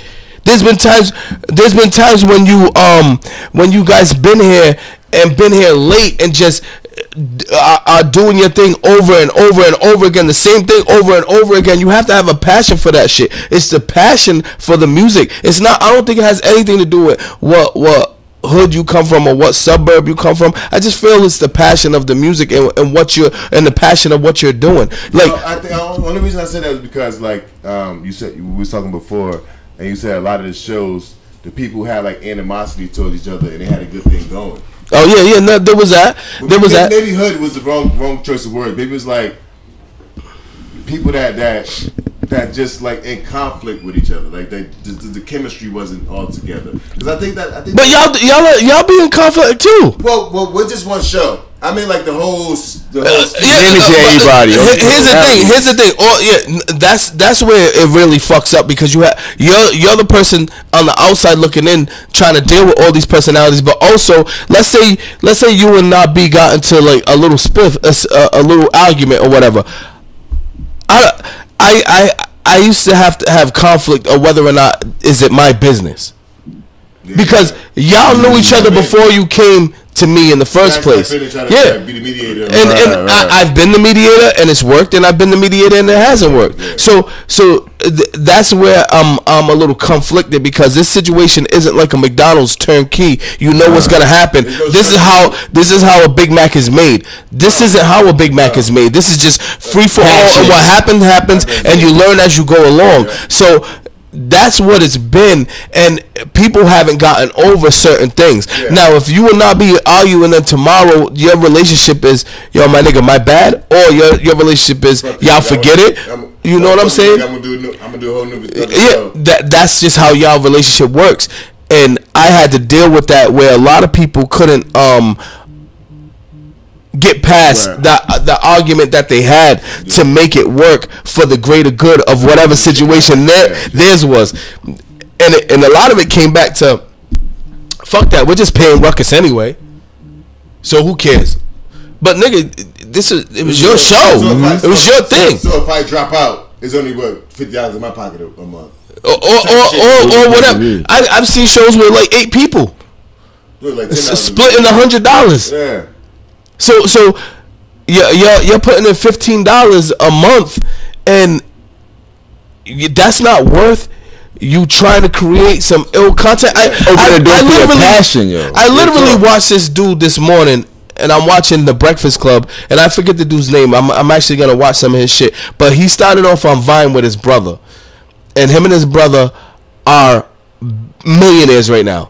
Like his net worth, I looked up his net worth. He's like worth $8 million, but it seems like it's only $8 million. Yeah, but it's $8 million off of motherfucking content that you made because you were passionate about being on Vine.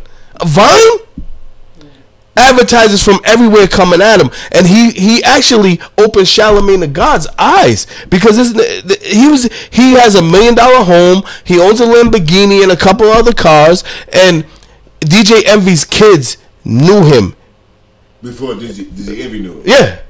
So his situation was huge, but that's that new off of Spacey's Pippin. Off of social media. Hey, but did you was talking about that Spacey's Pippin? That's a Spacey's Pippin. They go online and you get this money off this motherfucking streams and shit like that, man. It's a whole new world. And that's all I'm currencies and shit. All Music Fiend is an introduction to that.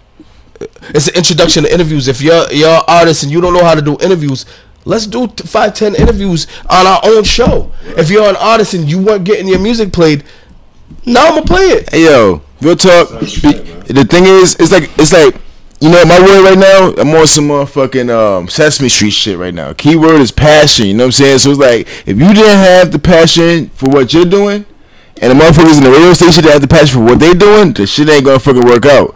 You know what I'm saying? But the thing is, like, it opens doors. Like, real talk, because your passion, that shit opens so many doors for what we do. You know what I'm saying? Like, and that's all I was trying to do. And I wasn't even trying to open a full door. I got the key, and you have to go unlock it.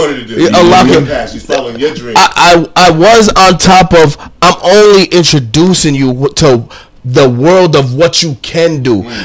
Think of the unlimited possibilities. Even y'all haven't even tapped into all of it. We haven't, because a lot of times, like our show, we only concentrate on our show on Thursdays. You know, and you told us at the beginning. You know what I'm saying? You pay us this much. You pay me this much amount of money every month. But if you get these motherfucking endorsements, I don't want nothing from you. And you told us at the beginning. You said, I would rather you pay me somebody else's money. You word up. Paid. And it's out there. And that's my spiel for everybody. You know what? The words you said there. I mean, I don't forget this shit. I got into an argument with a show that swore to God I was robbing them out of their $100.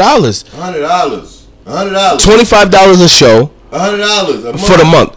So they swore to God I was robbing them, and I had to break it down to them like, how much you actually think it costs to run this place?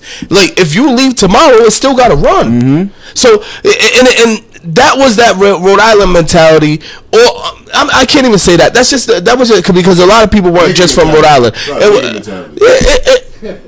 But I dealt with white people with the same thing, so I can't even say it was nigga mentality. It's white niggas. It's just they just don't understand their own focus. Right. And I hate that it's like that you don't get your own future, what your own future could be. What the rock you're trying to climb is right in front of you. I'm giving you all the tools to climb that rock, but you just don't want to take the tools. You don't want to take the chance, not the tools. They want to take the chance. No. See, taking the chance is being on here. But when I give you a tool, like you just remember something that I didn't think anybody remembered because I say the same thing to everybody. I have it down packed now. So, when I say to you that you keep your own money and you could do this, and this, I actually seen people do it and I mean it. Yeah, of course. Yeah, and that's why we've been dealing with you for a long time, and that's why. I said this shit earlier, like, there's a lot of people that have ill will and say some ill shit about Ruckus, but what I know about Ruckus has always been some stand-up shit, and he always keep his word. And I think when we first started Ruckus, I was like, yo, I think I started arguing with him on the first. I think I started arguing with him first. Yeah. It was a little bit, but I think that happens all the time. That happens all the time when we don't know each other. We've actually came to know each other now. You know what I'm saying? Like I know I could joke around with Nah B when he's here, and when I think that we kind of got to a certain place when we was playing the records here and we were going over. And that night was one of those type of nights where I could kind of understand where this guy's coming from because so when the what Music Fiend is about, and the reason why I call it Music Fiend is because it's all about you are a pookie for this shit. You love this music shit, and Music Fiend wasn't meant to be this at all. Music Fiend was supposed to be a Match.com. That was my original plan, and how it came about was me and my the girlfriend that I was with. She we gotta hold this story because I gotta get my car plugged in. It's down the street and it's cold outside. Hold on. But I want to give you this story. Hold on. Plug that motherfucker up. We go to the video, man. Pull up a little video real quick. We come back. Good interview right there. You know, I don't want to miss the rest of this shit. Take care of Tesla. Yeah, he got Tesla and shit. This nigga in the future Yeah, now. bougie coonery. Yeah, bougie coonery. And he gonna go plug. I'm gonna go plug my car in. Hey, nigga. Shit, and the wise was R. Kelly. Nigga, please.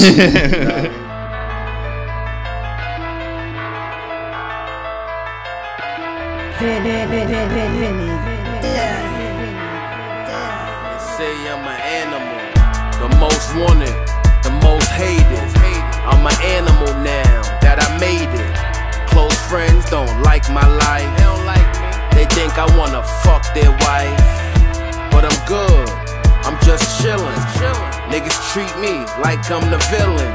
Okay, I play that role. Now it's time for the QB Dawn to take control. They say I'm an animal, Jack. Why's that? Cause I'm running around with the max. Ox Brim, what it is, bro. Rest in peace, your Cody Cisco. Tracks murder, yeah, we spittin' that murder. I been a hot nigga, free Bobby Smurder. They say I'm an animal. You know what they say? You are what you eat. They say I'm an animal. Now it's time for me to take over, done. They say I'm an animal. Benny done. See what they did, right? They say I'm an animal. Y'all made me like this. I got infamous in my blood. I ain't 3 in my veins. I'm a product of my environment. That's why I'm still going through pain. Maintain, that's what they say. Jealousy, envy, break up groups every day. I'm an animal by nature, but I'm a human by heart. If I eat some food, I gotta finish what I start. No remorse, fuck them all. I'm too busy making phone calls, photo shoots, video shoots. First infantry with me, I got my troops. And we ready, and we armed. You better back the fuck up, remain calm. They say I'm an animal. You know what they say? You are what you eat. They say I'm an animal. Now it's time for me to take over, done. They say I'm an animal. Benny done. See what they did, right? They say I'm an animal.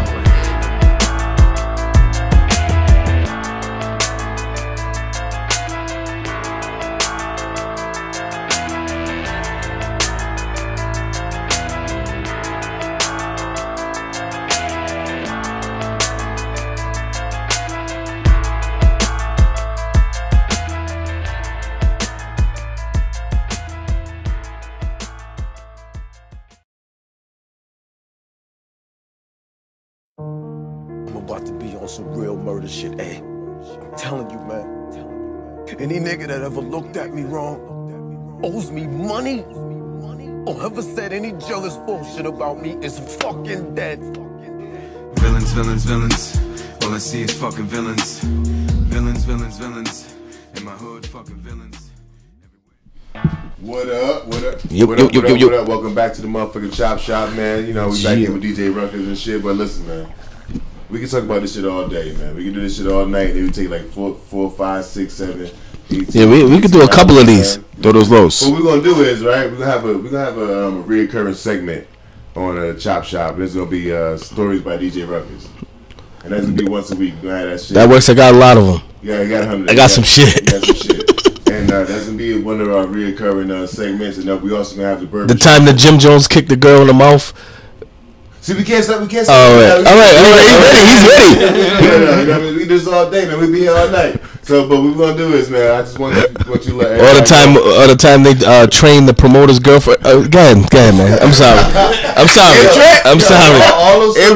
All those stories are coming up, man. Like just you know, go watch and pay attention. You gotta stories of Ruckus. You know what I mean? And let me give him that little bit before because I don't want to leave him with a cliffhanger. No, I'm not gonna give him one. I'm gonna tell him what music theme was. We're gonna do the crackhead thing. Give him a taste. Give him a taste. Give him a bump. Let me get a bump. Yeah, give me a taste. Let me rub it on my gums. I'll give you. This is an old school one. This is going back to Big Daddies.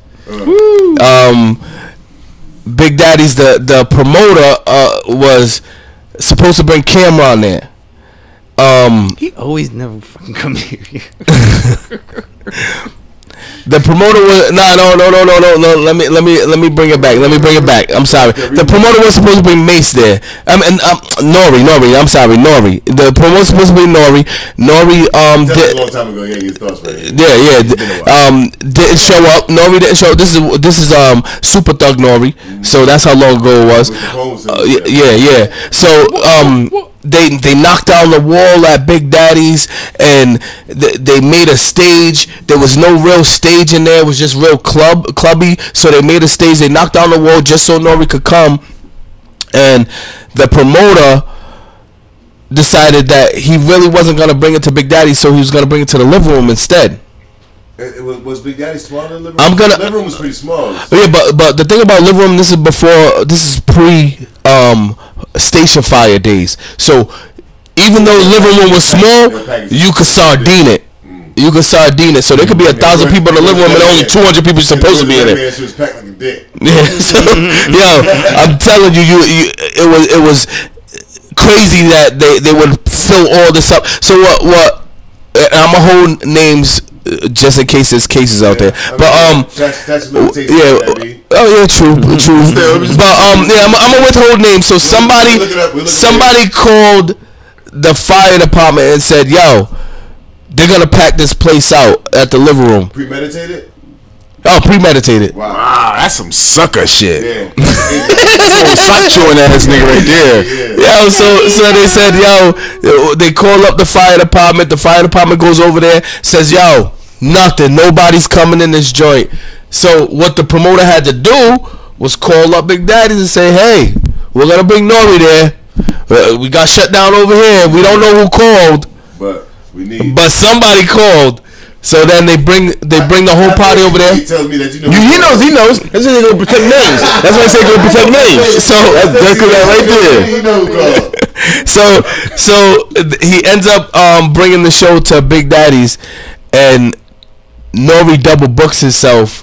So he don't even show up. But because Nori was part of Violator Management, if you remember Violator back in the day, and if you know who Violator Management manager was Mona Scott, who does Love and Hip Hop. She was one of the main person, and Chris Lighty. So it was Mona Scott and the Lighty brothers. They were all doing this Violator. So they had Busta, LL, 50, all these artists on one. So she's like, who you want? I'll give you anybody. Who you want? Just to fill in the blanks. Just to fill in the blank. Cam was Confessions of Fire. Cam, he was hot at the time too. So I bring him through, horse and carriage, all that. So when he gets there, they were supposed to send him the front end of the money, and the promoter's supposed to pay the back end of the money. But so apparently, so Violator was supposed to pay the upfront half the half that Nori got. The deposit that Nori got was supposed to come from Violator, give it to Cam, and he's supposed to pick up the back when he gets the rest. So he gets to the club. Everybody's amped now that Cam's coming. I'm talking, this place had at least, I want to say like 1,500 to maybe 1,800 people in there from both sides, because they used to call Big Daddy's and Jam Baby. Jam Baby was a Cape Verdean club, but they opened up both the doors and shit. And it was me, Fred the Great was DJing. It was a fucking ill ass hip hop night. Cam gets to the back of the spot where you had to come into a gate to go to the back door. They give him the money. They go inside to announce Cam's coming. They go outside. Cam left. He went back to New York with the 5,000. Yoink.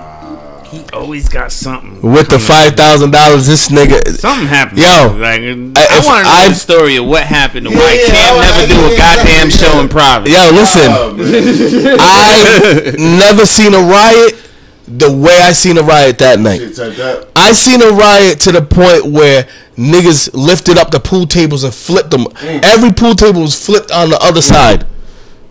A pool table's a heavy motherfucking thing. It takes 20 motherfuckers to flip a pool table. They flip the pool table on the other side to the point where when they flipped it back over, the slate, that piece of slate was cracked. Damn. They fucked Big Daddies up that night. Because Cam fans are like hood niggas. Oh no, it was especially back then. Back then, yeah. That nigga spent that 5 years on Dipset. So it was really hood. Like you if you liked Cam then, you was really hood. That nigga spent that 5 G's on Gil, Harlem ass nigga. Pretty well Harlem motherfuckers. Me personally, I think that at the time he felt like he did shit because we was Providence niggas. I think a lot of people felt that way, but you know something? We actually had a pretty cool. I mean, me coming up and watching everything, a lot of people respected coming to Providence, man. Know why? Because the Providence crowd was mad receptive of every fucking artist. Like, Providence crowds was... He showed love. He showed mad love. Artists like coming to Providence because, like, niggas... how I always say it is, like, we don't... A lot of other different cities, major cities and different states, they see a lot of artists on a regular basis. You know what I'm saying? Like, they see like a lot of major artists. Like, if you live in New York, it's right around the corner. We don't get to see a lot of major people just mingling and like, you know, walking through our city. Like, we don't be like, oh shit, they go so and so and so and so. So they lose their mind when DMX is here. Yeah, so when we get a chance to see those actual artists come through, it's mad receptive. The crowd is mad receptive and basically joyful and happy that we get to see these motherfuckers. So a lot of other motherfucking cities and states, like, they see these niggas all the time. Like, that's him again. Like we see this nigga all the time. But so a lot of artists, they really love like coming to Providence, Rhode Island, because it's mostly all love, like a straight pure enjoyment of seeing these artists that we look up to. You know what I mean? So I think that has a lot to do with it. Next time I come on, I'm gonna tell my 50 Cent story, man. I got a 50 Cent story. I got a 50 Cent story. So with that being said, man, you know, we, like I said, we can do this fucking all day. Yeah. All night. We took the records all night. I'm probably gonna talk to them for a little bit after we end this shit and turn this shit off. But yo, we went through the whole history and we went through like the whole lineage of, you know, Ruckus's beginnings. Evolution. Nah. A good amount. Yeah. Like I said, we can do this all day, and we just scratched the surface. Got a couple chapters up the book. You know what I mean? But before we go, just let everybody know what you're doing right now, and you know, where you at. Right now, it's rebuilding time, and it's taking Music Fiend to the next level of. You know what's the Mortal Kombat character that takes over is it Shang Tsung? Yeah, that's it. The Music Fiend's gonna be a Shang Tsung. So 95.5 is going. We're gonna adapt that. I want to adapt that. Hot 106 don't bring local artists. We're gonna adapt that. We're gonna adapt all these things, and we're gonna go FM. We're gonna go FM, and we're gonna really give these motherfuckers a piece of my mind. Who's my favorite character in Mortal Kombat? Reptile. No, Saint son. It's like your mind. I was saying though, like if someone would bring back, like, say, do what you're saying and bring back that old 90.3 kind of thing where you're playing shit nobody's heard before from people they know. You know what I mean? Like, I think that needs to be a segment pushed out there. I think that needs to be a segment. It needs to be a show on there where someone comes in and plays that. That's what they do. That's what they do. So even if it's you come in and this is a super segment, and then he just does exactly that. You know what I'm saying? But I also want to bring Haitian music. We got Cape Verdeans here. There's no real Cape Verdean representation here. The Africans, we got Liberians, Nigerians here. I grew up in Brooklyn and I lived in Detroit. I was born in Detroit, but I never heard of a Cape Verdean until I came to Rhode Island. Yeah, so that music is resonating now. So we need to bring that to the forefront and let people hear that. You know what I'm saying? So we can clash the cultures, and so there could be a hip hop artist on a Cape Verdean track, and so on and so forth. Like, that needs to happen. And there's enough diversity and talent in this state to do it. But no one's putting it out there that we have this situation going on. And just before we go, just think about this: if we did do a radio station type situation here, and we owned it, it's ours, the press that we'll get by doing everything that we're doing will amount to way more than we could ever pay for, because when you think about it, all right, we have a radio station, but it's ran by the people that are in the radio station itself, not by this conglomerate around the corner, not by somebody who don't understand the music. It's ran by people that understand the music. That shit has not been done yet. The only time I seen it done goes back to the passion. To the wrap him up. That's a key word. Like I told you, Sesame Street shit, passion. Took the shit right out of the only time I seen that shit done is on Empire with Lucius. That's fake. Yeah, and why I don't understand why no artist has gone in and owned. You got millions, own a radio station, it's yours. Well, like I said before, 1997 bill could have passed that law that major companies can basically monopolize the radio game. Go back and look it up. I'm telling you. Well, we're gonna do something no one's ever done before. Word. I promise. Let's get it. We got your back of the book bag strap, my nigga.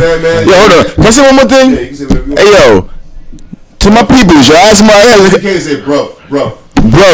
I asked him earlier this morning. I said, yo, you ever hear Radio Ray sing? Nah, well you can. I'm motherfucking Chop Shop Radio Music Fiend. That's thanks to this nigga's passion, you know what I'm saying?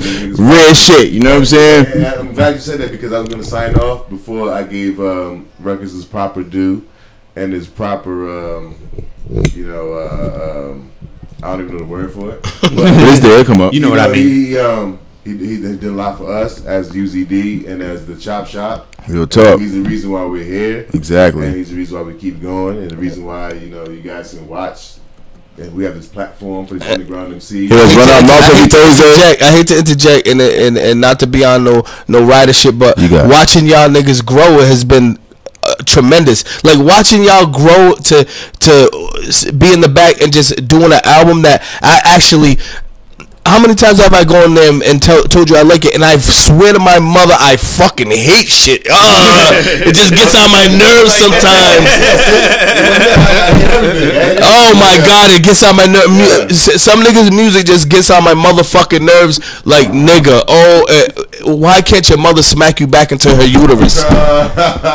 Like it just irks me that much. But you niggas have grown to get this whole shit together, and it's like watching y'all develop this ill shit from being just universal to being the whole Wu-Tang era, and it happened here. It happened during here. It didn't happen here, but it happened during here. It opened the door. It happened because of this. Only because of this. Word up, this opened the door. So watching all that shit and watching everybody work together. I mean, how long have I known you for? Like it's been just all these years, and watching people come together and do what they love to do, and watching the passion of y'all loving to just go into the studio and work is enough for me. I'm trying to push you to work harder. But you know what? We couldn't do it without your passion, brother. For real, you know what I'm saying? Like I said earlier, man, like there's been times I've been like, yo, I just want to just walk into Music Feed, but them niggas don't know me. They don't know the fuck I am. They don't want to hear me rap. Like, yeah, you know what? There was that time. We did a show in like 09.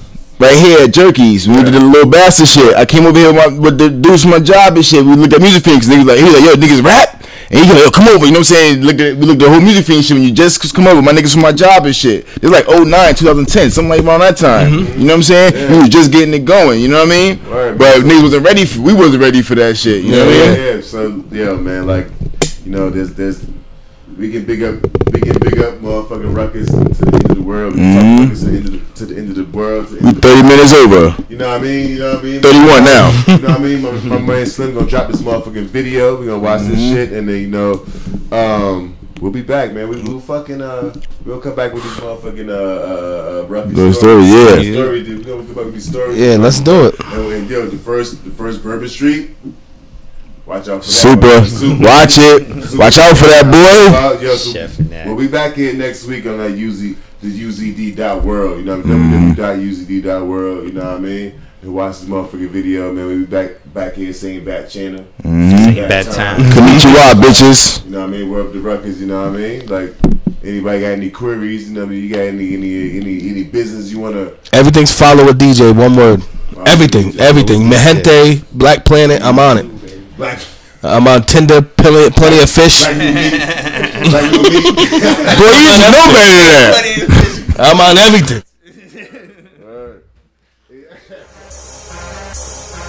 Hey yo, my team's monumental. Boy, I'm getting cream, I'm screaming, can that be so simple? Twisted off that lean, I'm counting green in my rental. Weed and nicotine, I'm Charlie Sheen in my mental. You fiend for my level. Yeah, that's my shit, man. Huh? Yo, chill. Huh? I told my nigga come and talk to me. I could bring it to New Haven quick. When niggas know a nigga that know a nigga, what up with knowing niggas, nigga, I don't know shit. They drop jewels, but niggas ain't never made nothing. They all talk, but niggas ain't never paid nothing. And then they get in the booth, start feeling they self, start talking that shit like if they spray something. I'm in the hood while y'all niggas play the law scene. I'm straight dropping you this water all chlorine. The girl dirty and I still keep the ball clean. The bills paid, my daughter fed, your boy mean. I'm out here, I don't fuck with the club scene. Matter of fact, I ain't even social. I disappear for a month and follow the cold front. Yeah, I told you that my hustle coastal. You can't make it if you stay local. And never let a washed up nigga coach you. It's a lot of that around here, so it's for the living. I crack a bottle and pour a beer. Whole dog here, no service or poor beers. Handful of niggas the team, so yeah, we all here. Rather have mine with a beam, let's make it all clear. Bang, bang, rush mouth gang, nigga, this our year. Straight like that. I've been the man since I started laying tracks. Ain't never been a time that I was whack. Always snapping off and dumbing when I rap. Never slacking when it come to spitting facts. Bitch, you artificial, my artificial, you get it, my nigga, cause I be sizzling the track. Sizzling the track? Bongs, blunts, joints of marijuana got me buzzing in the struggle to relax. Take another listen, my nigga, and run it back. 100 bars a minute is going over your cap. Flow is so infinite, my nigga, riddle me that. It ain't about me if it ain't about scratch. I'ma stack and put the state up on my back. Never slacking, my mackin' is still attacking, so immaculate. Wasn't really with battling, I toss him like a javelin. Overthrowing establishment, I ain't having it. Born a leader, never follow, not the half of it. That's why I move like an activist. On the low, high lean, no activist. Cause it seemed like a catalyst. The dumber generation down and it's the saddest shit. And I ain't hating, but I had it vent. Tell me what your life's like and use common sense.